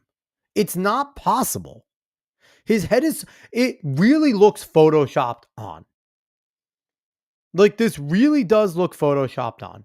He looks like the guy at the end of fucking Beetlejuice. He really does. He looks like the dude at the end of Beetlejuice. Small head guy from Beetlejuice. Let's get that up here. Like, This is quite literally fucking Hassan Piker. Like, tell me, guys, tell me this isn't Hassan. Tell me that's not a live look at exactly the same fucking picture of Hassan Piker. If that's not Hassan Piker, I don't know who is. That's exactly what you're looking at. He's the little fucking head guy from Beetlejuice. I mean, how are you going to fucking hit that? Like, there's no chance you can punch that guy in the head. Anyway, I got sidetracked. Let's keep going here. Could be a topic for a video in and of itself. Ethan and Hassan, who had previously been friendly and had shared a podcast together, Leftovers, had fallen out over the Israeli-Palestine conflict, with Ethan reluctant to take a full anti-Israeli position. No. Stop that. That's not why they fell out. They didn't fall out because he took a full, and refused to take an anti-Israeli. He fell out because Hassan was openly anti-Semitic. And Ethan Klein's Jewish. That's why. Because Hassan is an anti-Semite. He didn't hide it. His whole fan base is anti-Semitic. And they all went after Ian because they all fucking hate Jewish people. God. Caveat Ty saying, but one landed hit. Also saying you had that pick ready for his. I actually didn't. I went and searched it real quick. I live searched it, but once I saw it, that's all I thought of was the fucking little head guy from Beetlejuice. That picture is exactly him. I really hope someone from the Legion of Memers is watching, and can you please put Hassan's head on the fucking Beetlejuice guy? I mean, we need that yesterday. But that is why there was a falling out, because Hassan is openly anti-Semitic, hates Jews, is called for them to be fucking eradicated. Like, and Ethan Klein's Jewish. It's real easy. Pertaining to his Jewish ancestry, and because of his wife Hela being Israeli and having served in the IDF as a conscript in her youth, which was a point of contention for Hassan. This had led Ethan to release the Hassan Piker content nuke on his main channel, the fallout of which has led to an all-out war between the two audiences and wider circles of the two creators. And I also spoke with David the other day about this. This also led to Ethan kind of coming back to the edgy base side. He went away when he was doing the show with fucking Hassan, and a little bit before that when they were friendly. He really fell into this kind of anti-right, anti-Trump, anti-everything, anything right of fucking communism type of shit. And he's kind of slowly came back, realizing that Hassan Piker is the mainstream left currently. He represents a lot of the mainstream left. Now, a lot of the older boomers don't see it happening that way, but he is a good resemblance of what the mainstream leftist thought is right now. And I think Ethan looks at that and goes, I want nothing to do with that. And no, Ethan's not a hardcore conservative. Ethan's not on the right, but Ethan is another one of those disaffected liberals disenfranchised liberals that doesn't see a place for him on the left anymore. And it's kind of like floating in the middle, and Ethan's going to get pushed to the right because Ethan made his YouTube career on being edgy. And now edginess belongs to more people on the right, which is crazy to think about. Anyway, let's keep going here. Which is still ongoing as of the time of me writing this video. Denim's, a Hassan orbiter with a particular distaste for Ethan, had platformed another Hassan orbiter by the name of Bard Empanada on her live stream, and he made some pretty distasteful accusations surrounding the welfare of Ethan and Hela's children and pets. He lets his dogs shit all over his mansion, and he just leaves the shit on the floor, something that is probably related to the fact that his former housekeeper is suing him for a number of different reasons. So I would assume he doesn't actually have a housekeeper anymore, or perhaps he lost his extra housekeeper. So now the house is just like covered in dog shit. And he has kids, and his kids like crawl into the dog. It's funny that people on the internet don't realize that defamation still exists. Like, it's okay. Like, I think it's okay to make fun of people, right? It's okay to fuck with people. It's okay to make fun of people. But what this dude is doing is throwing out a heavy accusation. A heavy accusation. And you could see the comments as they're floating up here. But this is a heavy, heavy accusation that he's throwing out there. And that anyone with a good lawyer is going to look at this and go, maybe we got something here. Dog shit, and God forbid, I don't know what they do with it. I don't know if they eat it or if it's just from like contact with it with their hands or something. But they contracted a parasite that I had previously never heard of in my life called Giardia from the dog shit that is all Is over this his true? house. Dude, how is it that like maybe once a week I look into what Ethan Klein's been up to, and every time I manage to find more and more terrible shit. This is widely believed to be what instigated a fraudulent CBS call against Ethan and Gila. You know what's funny? Like, these are the people that defend Hassan Piker. This is the intelligence level of that group. A dude making an accusation to get CPS called on somebody. And this is what they do, right? They're the ones that swat people. That's called swattings. They're the ones that call this type of stuff. Because if they don't like you, they'll go to no ends to try and ruin your fucking life. And then this chick who's just obviously retarded. You could just hear by the way she speaks, she's a retard. And you look at her.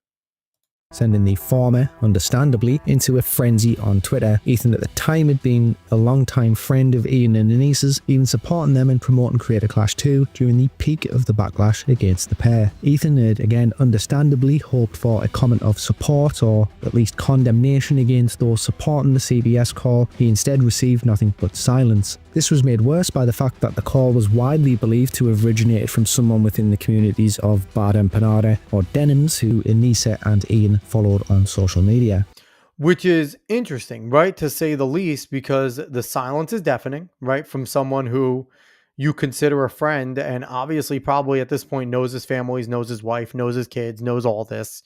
Maybe not personally, possibly, but at least knows of them. And understands that this is now you got CPS called on you, and anybody that has any sort of dealt with child protective services, I used to work with, fostered kids and things like that. Once they are called, it's damn near impossible to get them out of there. They come in there and their whole goal, CPS's goal, when they are called into a situation that they believe could be dangerous for kids, their goal is never to go and check out to make sure things are okay. Their goal is to go in and find a reason to take your kids. That's what it is. And a lot of the people at CPS have good intent. They do. They have good intent. They want to keep kids safe.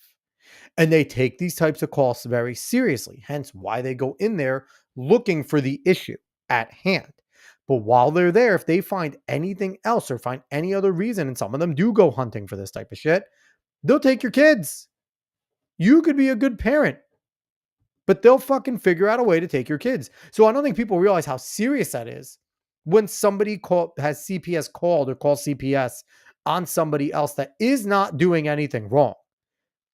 Now, granted, if someone's doing something wrong and abusing kids, fuck yeah, call CPS.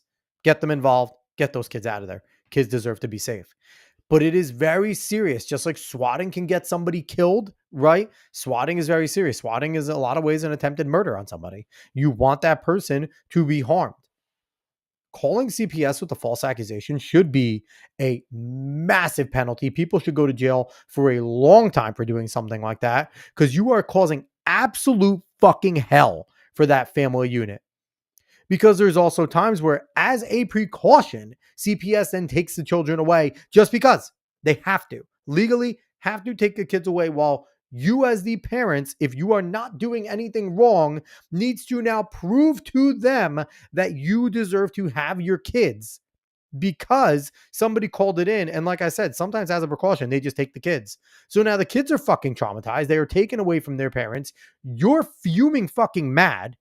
And you're also going through some fucking, you're getting traumatized a little bit because you cannot go get your kids. You'll get locked the fuck up if you go and try and grab your kids again. And then if you seem like a pissed loose cannon, there's their reason to take your kids away. So in that situation, you need to keep your fucking cool. You need to keep your cool while dealing with CPS who's looking for a reason to keep your kids. It is such a big clusterfuck. So I think people just need to realize just how deep that is, calling CPS on somebody that has done nothing wrong. It's massive. And again, it should be absolutely, the law should be, anybody that calls CPS falsely on somebody should go to prison. That should be a felony charge because that is attempting to destroy somebody's life. It is attempting to harm children because taking children out of a home that is good for them and putting them into the foster system is absolutely harming them. Absolutely harming them. So, I feel awful that Ethan had to go through that. It's fucking terrible that Ethan and his wife and his kids had to go through a CPS call, because that is a terrifying moment when you are a good parent. Now, again, I don't know anything about Ethan. I don't know anything. Now, I heard it was a fraudulent call that obviously CPS found no wrongdoing, but to not have anything that has caused this and for it to be fraudulent is fucking terrible. It's awful. And that gets me going as someone with 2 kids. That gets me fucking going. Caveat Ty saying Ethan just won a big lawsuit and I hear more wins are coming. I hope so. I hope so. If he's getting put through all this shit just because he fucking is going at Hassan Piker, who's a terrible person. Let's keep going here. Ethan issued an open response to Ian and Anisa on a podcast, and needless to say, he was not happy. Fair weather friends who are so happy to be friends as long as they're getting something out of it. Ian sucks for the same reason right now. He could say something. Spineless. You're not my friend, and you never were, and you never will be. You never will be. In possibly one of the most... Good for Ethan. Good for Ethan. Friendships are big for the moments that when they matter, right? You know, friendships, like if you're a legitimate friend of somebody, you defend them. We just saw, we've seen that before where people defend their friends. It goes on online. It goes on in real life. And if they're your friend, you defend them. So let's keep going here. Insane twists in this story, Ian would revive his old series Content Cop and go in very hard against his former ally. What we do here is go back.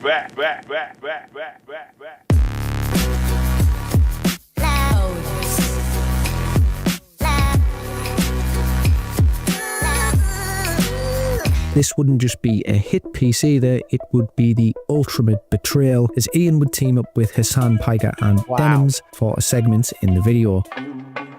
Wake up, Ethan. Wake up, Ethan. Ethan, wake up. Wakey, wakey, Ethan. Wake up, Ethan. Wake up. Time to be awake. You go from being borderline based to teaming up with one of the biggest pieces of shit on the internet. In person, like period. I mean, there's times you have to pick sides in life, right? And man, iDubbbz picked the wrong side. I could see how this guy's fucking spiraling. Then wake up, Ethan. This is no longer a dream. This is a nightmare. Wake up. Ethan, the dumb bitch is telling you to wake up. Wake up. The overall focus of the video is criticism aimed towards Ethan's support of Israel and attitude towards Hassan. Towards the end of the video, there's this bizarre interaction between Ian and Kirk Honda of Psychology in Seattle, where Ian bursts into tears. You know, I also see the dynamic of Ethan and Neil. Like, fuck, like, it's really hard to be a couple online and see people attacking your partner, and it's like, okay, like if you come to their defense, if that doesn't always help them. By the way, this type of shit, I don't think wins anybody. I mean, I know like sometimes it's raw if you're really having a moment, whatever, but I don't know. I don't see people crying and think like, oh, I feel so terrible for them. They're right. No, it didn't give you any fucking brownie points. Right. Sometimes that makes it worse for them. He kind of just shows he's out of touch here, seemingly just oblivious to the fact that he's just spent an hour attacking the guy from almost every angle possible, and conveniently failed to mention the fraudulent CBS call. The Content Cop would also drop when Ethan was live streaming, and to say he seemed surprised would be a bit of an understatement. Well, what happened? There's more bad news? This is the crazy stuff too, especially when you're someone like Ethan or iDubbbz, Hassan, whatever, and you're bigger. If something like this happens, like he's live and that goes down, all of the people like, you know, obviously my brother who fucking lives through this internet drama and things like that, they're going to jump in to tell you directly, and your fans are going to tell you directly, hey, someone just talked shit about you and it's major. And especially if it's someone like iDubbbz, like, hey, he just talks some shit. Let's keep rolling. I do have some more bad news for you. Some breaking news. Your old friend iDubbbz just released a video. Yeah. It's about you. No, it's not. Yes, it is. Oh my God. That is no, it can't be. Well. It actually can't be. Holy fuck, dude. It sure is. Oh my God. Now, the fallout from... I can't imagine at that moment, like, obviously, like, Ethan is rising. Like, it's his benefit to be getting into some of these beefs, right? Obviously, beefing with Hassan Piker, the biggest leftist podcaster on the planet, that helps, right? It gets eyes on you to see what happens next. What's your response? Now you're beefing with iDubbbz, a former friend. It helps to get a response, right? So it's like, there's some good and there's bad there. There's some good and bad there, but finding out live, I couldn't imagine. That would piss me off. All of this would be catastrophic. Not for Ethan though, for Ian and Anisa. Timing of the Content Cop releasing only 7 weeks before Creator Clash 3 was scheduled to take place was just seen by almost everybody as selfish and terrible leadership, and even by some of the most diehard iDubbbz supporters. And this would begin a chain of events which would eventually see the event being completely cancelled. That's wild. And it's just like right here, it's like, and I get what people are saying. It's bad decision after bad decision after bad decision by iDubbbz. And he's just getting in his own fucking way. The dude is just getting in his own way with all of this stuff. This is actually crazy to see that he's causing his own demise here. Long-time supporter and main eventer Harley Morenstein, who had relentlessly defended Ian and Anisa during Creator Clash 2, would be surprisingly the first to drop out of the event. He would later open up on an episode of PKA, explaining that he wasn't seeing eye to eye with Ian on his association with Hassan Piker. It's like, I don't know if you guys caught the official Creator Clash fundraiser. No. They just did one with like Hassan, and it was him reacting to this video that Ethan made about him. So they're just like talking a lot about like the Houthis and Hezbollah and Hamas, and like, was there rapes on, and like, it's just all this. And I'm like, what's up with the boxing though? Honestly, fucking based by Harley to be like, fuck you, I'm out. You're worried about Hassan and shit like that, I'm out. What's going on with like the boxing? Like, I see what you're saying, and I see that he's like, you know, like I saw you was like gassing up North Korea a little bit. Next to drop out would be Lena Ayad, pertaining to her association with the H3 podcast. And I have to be honest here, she truly deserved better from Ian and Anisa. She kind of really is one of the biggest victims in all of this. Nevertheless, the event was... Well, she was one of the only like big names on that card. So yeah, she was one of the more known people on that card. So obviously, like, you're leading up to this, you're doing your own streams, you're talking about it a lot, and you're promoting it. And your fan base is looking forward to seeing you do it. You're talking about your training. You're talking about this and that, and make sure you watch. Have you gotten your have you bought a pay-per-view yet? Are you going to be there in person? Like, creators, when they're doing these types of events, hype the fuck out of it. They do everything they can to go to, you know, make sure their events are big. I know Side Scrollers just did their week-long fundathon, right? And they worked their asses off promoting it. Everyone involved worked their asses off promoting it. I know, you know, James and Kay from Melee Games promoted the shit out of it. Cecil and Phoenix, Blabs, Megimoo, Malimas, like they all worked their asses off, making sure as many eyes were there as possible. And I meant to say it earlier. Congrats to Side Scores and the Fundathon. They did fucking awesome. They did awesome on the Rumble Fundathon and things like that. But you work hard, and your creators work hard to make sure people watch it, to make sure that, you know, they get their fan base involved. That's how it grows. It's how it gets big. So to pull the rug out from someone, especially that has a big fan base, you know, it could piss their fan base off and hurt them. Looking increasingly unlikely to be going ahead at all, with Ian becoming entangled in the H3 Hassan conflict and seemingly just uninterested in the damage that he was causing the fighters on the card. Eventually, Ian and Anisa would make the decision to completely... Which is so ironic, right? This is so ironic that Froggy Dude gets kicked off for being with Hassan Piker, right? Not Hassan, for being with Sam Hyde.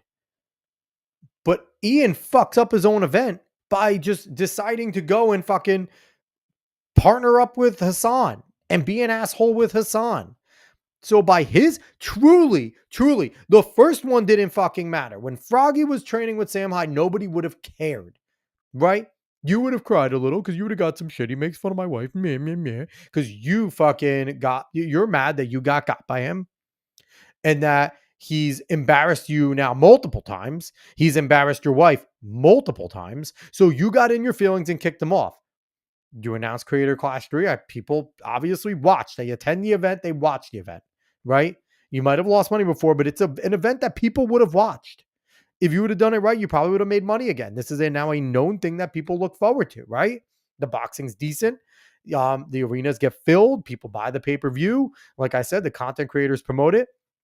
But it's just interesting. You kick somebody off for association, but here you are yourself. You fucked your own thing, your own potential moneymaker, because you couldn't help but associating with one of the worst people on the internet. You did it to yourself. In the words of DJ Khaled, congratulations, you played yourself. Step away from Creator Clash entirely. Anisa and I have decided to step away from Creator Clash. We have relinquished control to our business partners who ran the previous 2 events. They're very capable. They know exactly what they're doing. They run events. We've stepped away so we can go and jump in and just be fucking anti-Semitic against Ethan Klein and go be friends with one of the biggest pieces of shit on the internet. On a regular basis. The event is still happening. Anisa and I just don't have any financial ties. We don't have any ownership.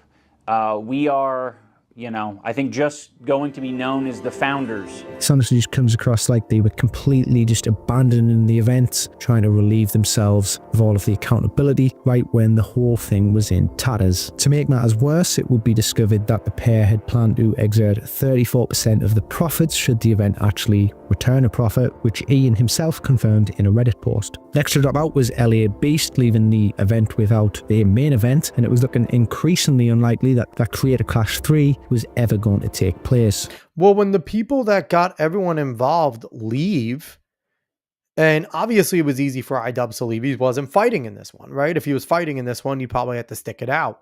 But you lost a mainstay in Harley. You lost one of your bigger names. And now why would people continue to go? No one's going to watch. So now there's no purpose in fighting. Dad would actually come out and explain that things had been postponed until October, whilst the new organisers replaced the missing fighters on the card.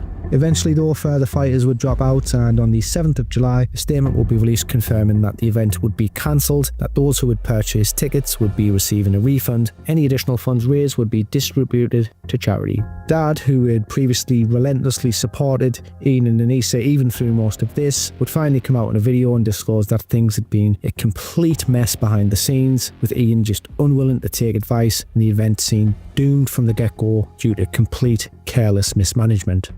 Kudos to this guy. I've never heard of Dad. Probably have seen something he's done, but kudos to him for at least, trying to stand by it and, trying to make the event work and things like that. And, doing his part because he's been there, he's been involved. He's probably enjoyed himself fighting and stuff like that. So we want to see another event go through, but I respect people like that. Like he's not doing obviously iDubbbz has become a giant piece of shit with the support of Hassan and stuff like that and hanging out with him. But I mean, I can respect somebody like this who's just soldiers along until now. You can't, there's nothing there. Ian tells me, hey, I'm doing another content cop. And I was like, oh, that's cool. And he goes, yeah, it's on Ethan. And I was like, Ethan Klein? And he said, yeah, it's on Ethan Klein. And I thought, oh no, why would you do that? The reason I was so concerned by this, Ethan and I had a very big misunderstanding for Creator Clash 2 with our promotion for the fight. I'm not going to tell this story again. I've told it in the past, but everything's fine with Ethan and I. It's all done. We've talked and we've messaged and we're all good. So when Ethan and I made up, I was so relieved. This huge weight came off my shoulders. I was like, okay, I'm not at odds with somebody. Then Ian tells me before Creator Clash 3 is about to happen, oh, I'm putting out a hit piece on Ethan Klein. And I'm thinking, oh my God, dude, why are you doing this? Why are you trying to cause trouble? Because now I'm thinking this is going to ruin Creator Clash 3. He's fucking correct. You don't cause drama before an event that you want to be successful, right? Because you're probably banking on the fact that you have a decent relationship with Ian still, you've stayed out of it, and that you want some of Ethan's audience to come over to you because you're friendly with him, right? where it's a friendly thing, where Ethan probably would have still, before all this going on, being like, hey, Creator Clash is happening this weekend. Make sure I'm going to be watching it. Make sure you go watch it. And a portion of his audience would have supported you. And then you could have fucking dropped the bomb if you wanted to, right? After that. Could have done it after that. Let's keep going. And I'm going to get screwed again. Yes, I could tell him I'm concerned. I truly thought it was a work. It was like a WWE promo thing where like they were going to have a fake feud. They were going to make up right before Creator Clash 3. Genius promotion. I watch a lot of wrestling though, so I probably was thinking incorrectly because that wasn't the case. That would have been really smart. That would have been really smart. Would have been a good work. I think it would have worked well. But the fact that Ethan and Hassan truly didn't like each other, I mean, what was the hint right there? And with that, Creator Clash is no more. Well, at least not for now, as there has been a bidding war going down on Twitter, with Keemstar and Ethan Klein both allegedly interested in acquiring the rights to Creator Clash. That will be an interesting turn of events. For Ian and Anisa, however, the fallout has been cataclysmic. Both of their reputations are in complete tatters now. Not like they weren't already before Creator Clash 3, let's be honest. And the iDubbbz YouTube channel, which now focuses mostly on left-wing breadtube content, seems a far cry from the iconic criticism foundry that was once held in such high regard by the wider commentary communities on YouTube. You go from basically producing borderline-based content where you're just fucking with the community and you're making fun of people and doing it in a smart, funny, intelligent way, right? Because obviously a lot of people laughed at it. That's what made you big. To just becoming another leftist. And, you know, it's old. It's old. Their talking points are so limited. There's only so many people that could say it in so many different ways. It's sad to see somebody go so soy, but almost predictable. I mean, he looked soy for a long time, so it's not surprising. I mean, I guess I'm one to talk. I'm rocking a fucking man bun, but still, damn it. Mine's a manly man bun. Over the past month or so, Ian's fall-off has been far beyond what most could have even imagined. The views on his recent videos seem relatively consistent with his previous videos, but upon further inspection you will find that a substantial number of his viewers are there to simply hate. Now, Ian has always had his fair share of hate viewers, but I mean, this is taking the piss. The video titled "Are You Scared of Immigrants?" has one of the most insane comment sections I think I have ever seen on a popular YouTuber's channel who isn't actively being deplatformed. Are you scared of immigrants? What the fuck? How do you go from just being like a shit tuber where you just fuck with people and someone that seemed like he wanted to like that's the thing. In the beginning of this, it seemed like he wanted to actually help some of the smaller streamers and things like that to just, we don't care about your fucking politics. If you were in a political channel, nobody gave a fuck about your politics, right? Like, difference is like here on this show with Dave and I, we talk a lot of politics. We have from the get-go. We interview people in political spaces. Like, we talk sports, we talk nerdy, we talk entertainment, we talk everything, but politics has been a part of our channel. That's what we do. If that wasn't a part of your channel, nobody wants to see your fucking switch up. Nobody gives a fuck about your political opinion. And I think that's one of the things that so many people, I think, are slowly starting to realize. If you're good at something, just do that. Don't keep going and fucking sharing your political opinion. Nobody cares. With comments like, "Bro is quite literally lobotomized," and "Congrats on 6 million subs, been here since 7 million." And that's Holy just the shit. tame ones. The video itself highlights just how out of touch Ian is with reality as he steps into the shoes of a European for 19 minutes to advise us how we should feel about immigration over here. Today's episode of iDubbbz Complains is all about immigration and xenophobia and racism and TikTok and the TikTokification of xenophobia. The interest in this topic was spurred on from a guy named Kurt Kaz. Now, this guy Kurt Kaz, he is a travel vlogger. So you would think with all of the travel... Bizarre. Bizarre that you pick somebody that does a vlog to travel around to make places look good for a living. Bizarre. Caveat ties saying Israel, Orange Man, environmentalism, LGBT, blah, blah, blah, blah, blah. The only things they can talk about. Yeah, they have nothing. They have nothing. They really don't have any solutions or policies right now. They never really had solutions or policies besides destructive shit, but they've gotten so destructive at this point that it's like they're still trying their same old stuff and it doesn't work. We've heard it all before. Around the world, that would really open your mind to different cultures, different ways of life, and how we're all just people trying to live. You guys have heard of Rome in your history class. You never saw pictures like this. You saw beautiful things like the Colosseum, but now you have to see immigrants. And then you get to this guy who's like, all right, now that I've primed you, I'm going to tell you how dangerous this street is that's adjacent to the farmer's market. Never mind the fact that none of you have any idea what this market is, what this street is. The main issue I take with the video is that Ian misrepresents the true nature of the situation. The comments and clips he chooses to show, for the most part, well, like anything, right? People fucking take clips, and obviously he's trying to prove a point. When you're trying to prove a point, like unlike we're doing here, where we're basically e-fapping, right? Where we're basically just fucking, stopping and going and doing commentary. Something like that, someone that obviously has an agenda for what he's trying to do is going to clip things to try and make it seem like he's right.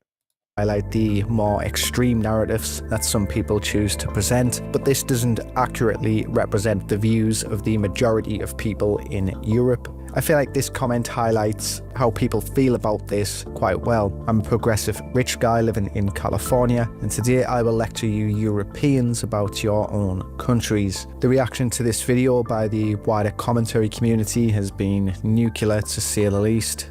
Yes. Can we talk about that? Nuclear is not a word. Nuclear. There's no it's not Nuclear. That's not how you spell it. It's nuclear, not nuclear. We need to stop fucking listening to George W. Bush. He doesn't say it right. George W. Bush, we know, is a retard. Let's keep going.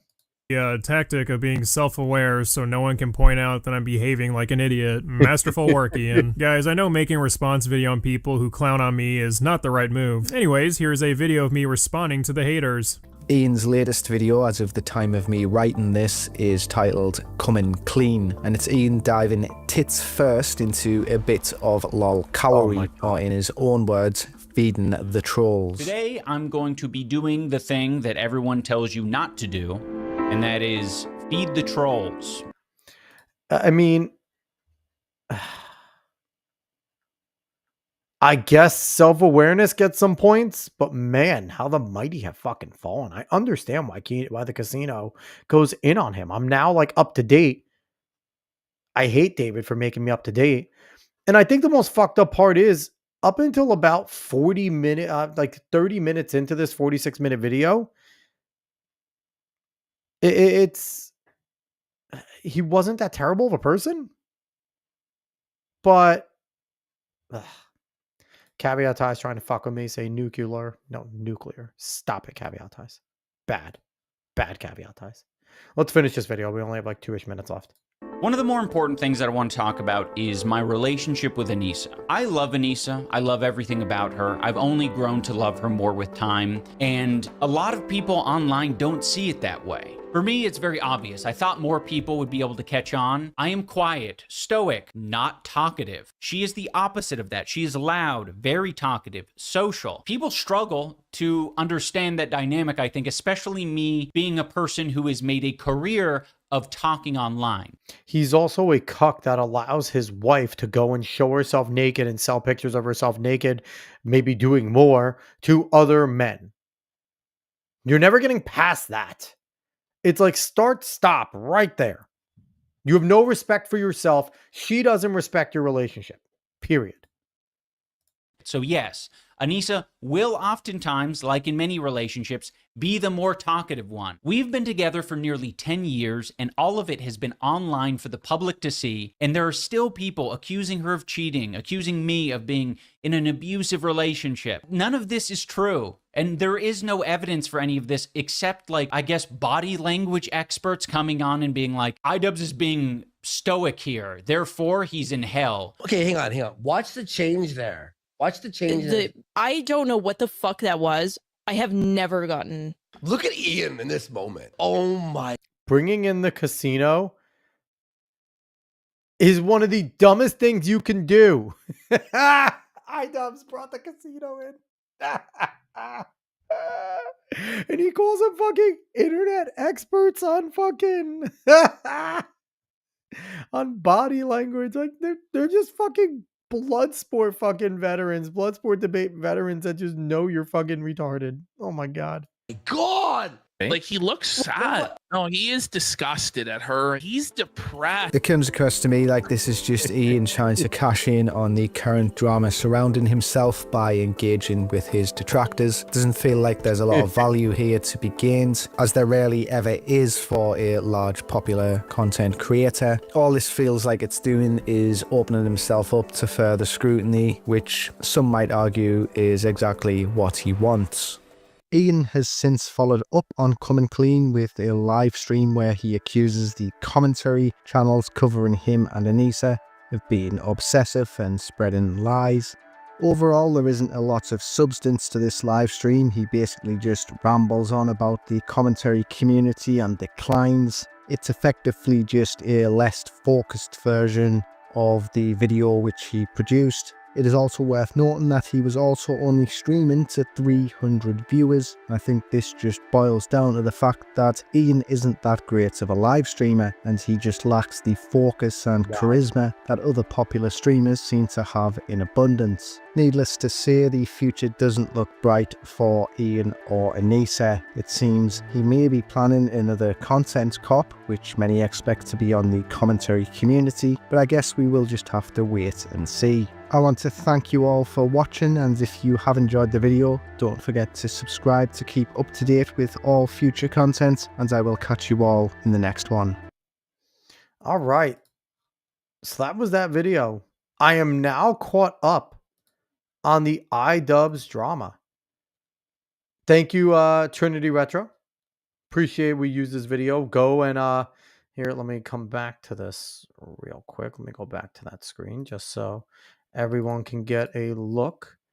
And I appreciate Trinity Retro. That is the official, that's the video I use, the never ending downfall of iDubbbz and Anisa extended. And you know, really cool stuff here. I'm using David's YouTube, so I'm sorry, Trinity, but go over to his page. I'm gonna click on it, and this is Trinity Retro's page. So absolutely make sure you go on there. Been killing it with some views over here. Really good stuff. Obviously, a month ago, 2 months ago. It takes his time to make his stuff, but I mean, good stuff. So thank you, Trinity Retro, for a good video. I appreciate that. But yeah, no, it's fucking sad.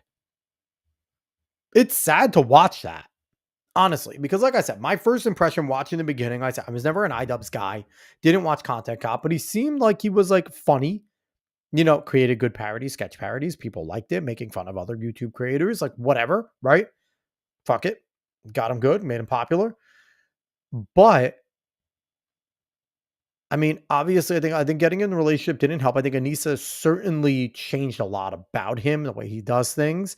I think there's also, you factor in, again, 2015, 2016, YouTube going fucking crazy, creators needing to be much more careful, right? And like it said, with bullying and stuff becoming a big thing on YouTube, he needed Content Cop couldn't be a thing in the way that he did it. So he switched up. He's had a lot of success. I'll give iDubbbz that. Had a lot of success, but man, bad decision after bad decision, right? Like, handled the Sam Hyde thing poorly. Not as sad as my man bun. Caveat ties, I appreciate that, and I accept it. Look at it. Fucking look at the man bun. I accept that. But I mean, Caveat ties coming in here saying, I used to say jewelry wrong, and my ex got annoyed by it, and then I snapped back and made fun of how she said boiled. She said bold. She was Southern. Okay. I mean, we all could say certain things, you know, a different way here. I probably have like my Northeast accent, and probably some of my stuff probably sounds funny to others in different regions. But the thing with nuclear is a spelled word that way, and nuclear doesn't exist anyway. But no, it's just sad to see the fall of iDubbbz. It's real tough. through, him dating a girl and then wifing up a girl, does OnlyFans, like, again, something I would never do.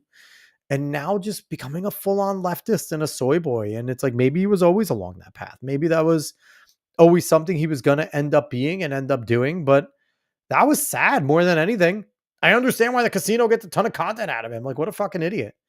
And to sit there and try and now, like, I'm going to do a stream to go back out the trolls. And it's like, that doesn't work. Doesn't work. Honestly. Like, the best thing he should do is just keep trucking and figure out a new way. Say mitten, like a fucking, like the thing that they wear with the thumb. It's a mitten. How do people say mitten? Is that different? I don't say like mitten, like with a D. There's two T's there. Mitten, mitten, mitten. Oh, maybe I say mitten. Maybe I say it weird. Mitten, mitten. I don't pronounce it all like both T's, like mitten, mitten. Maybe that is a little weird. I'll give it to you. That might be a weird way to say it. It might be a very Northeast way to say it.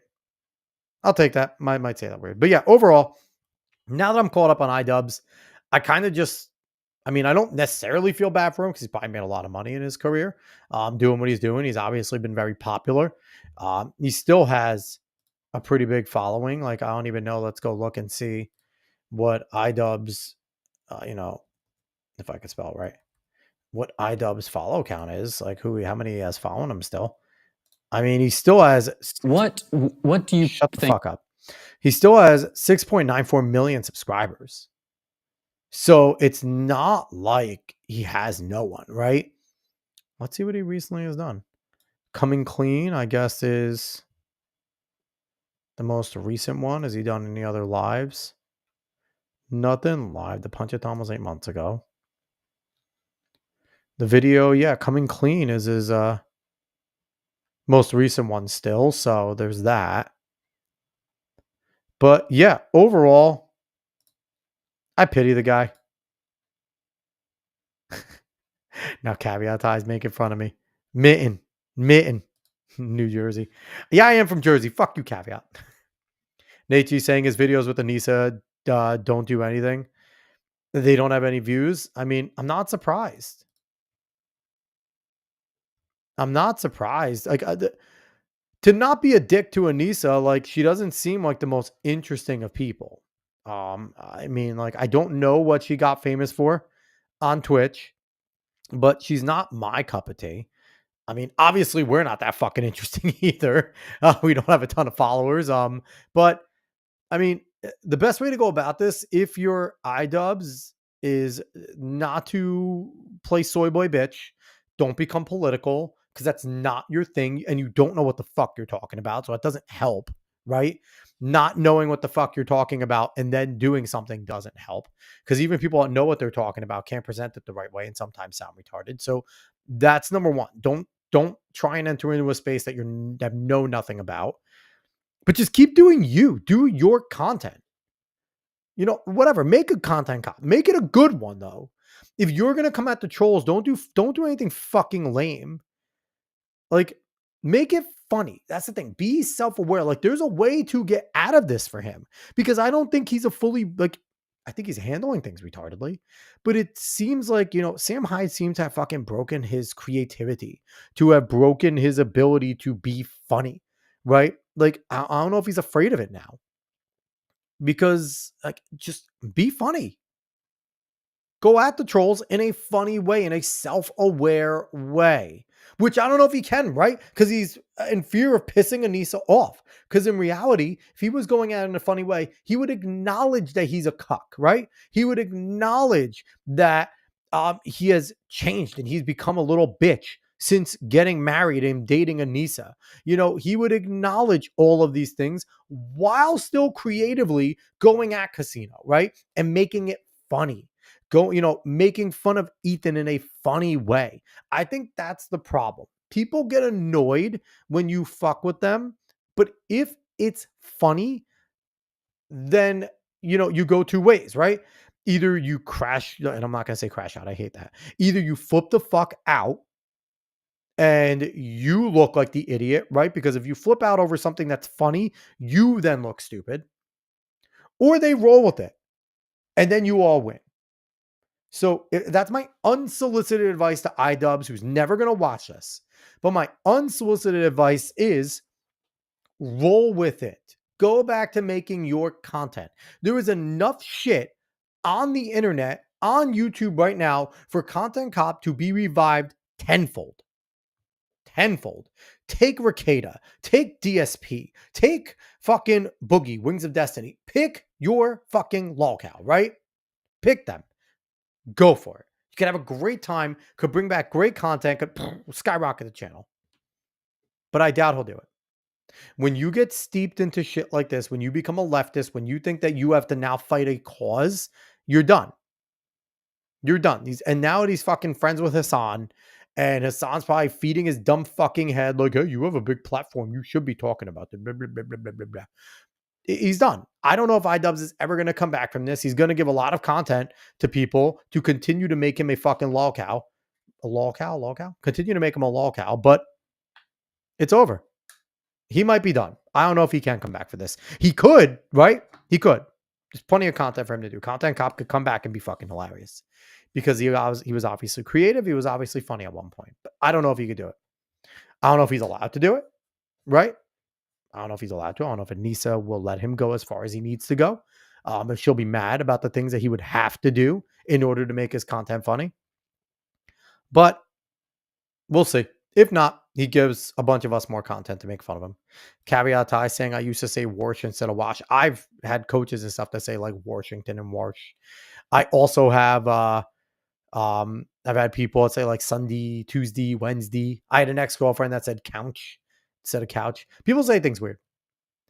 Caveat Ty's come back. I discovered Ricada during the Kyle Rittenhouse trial.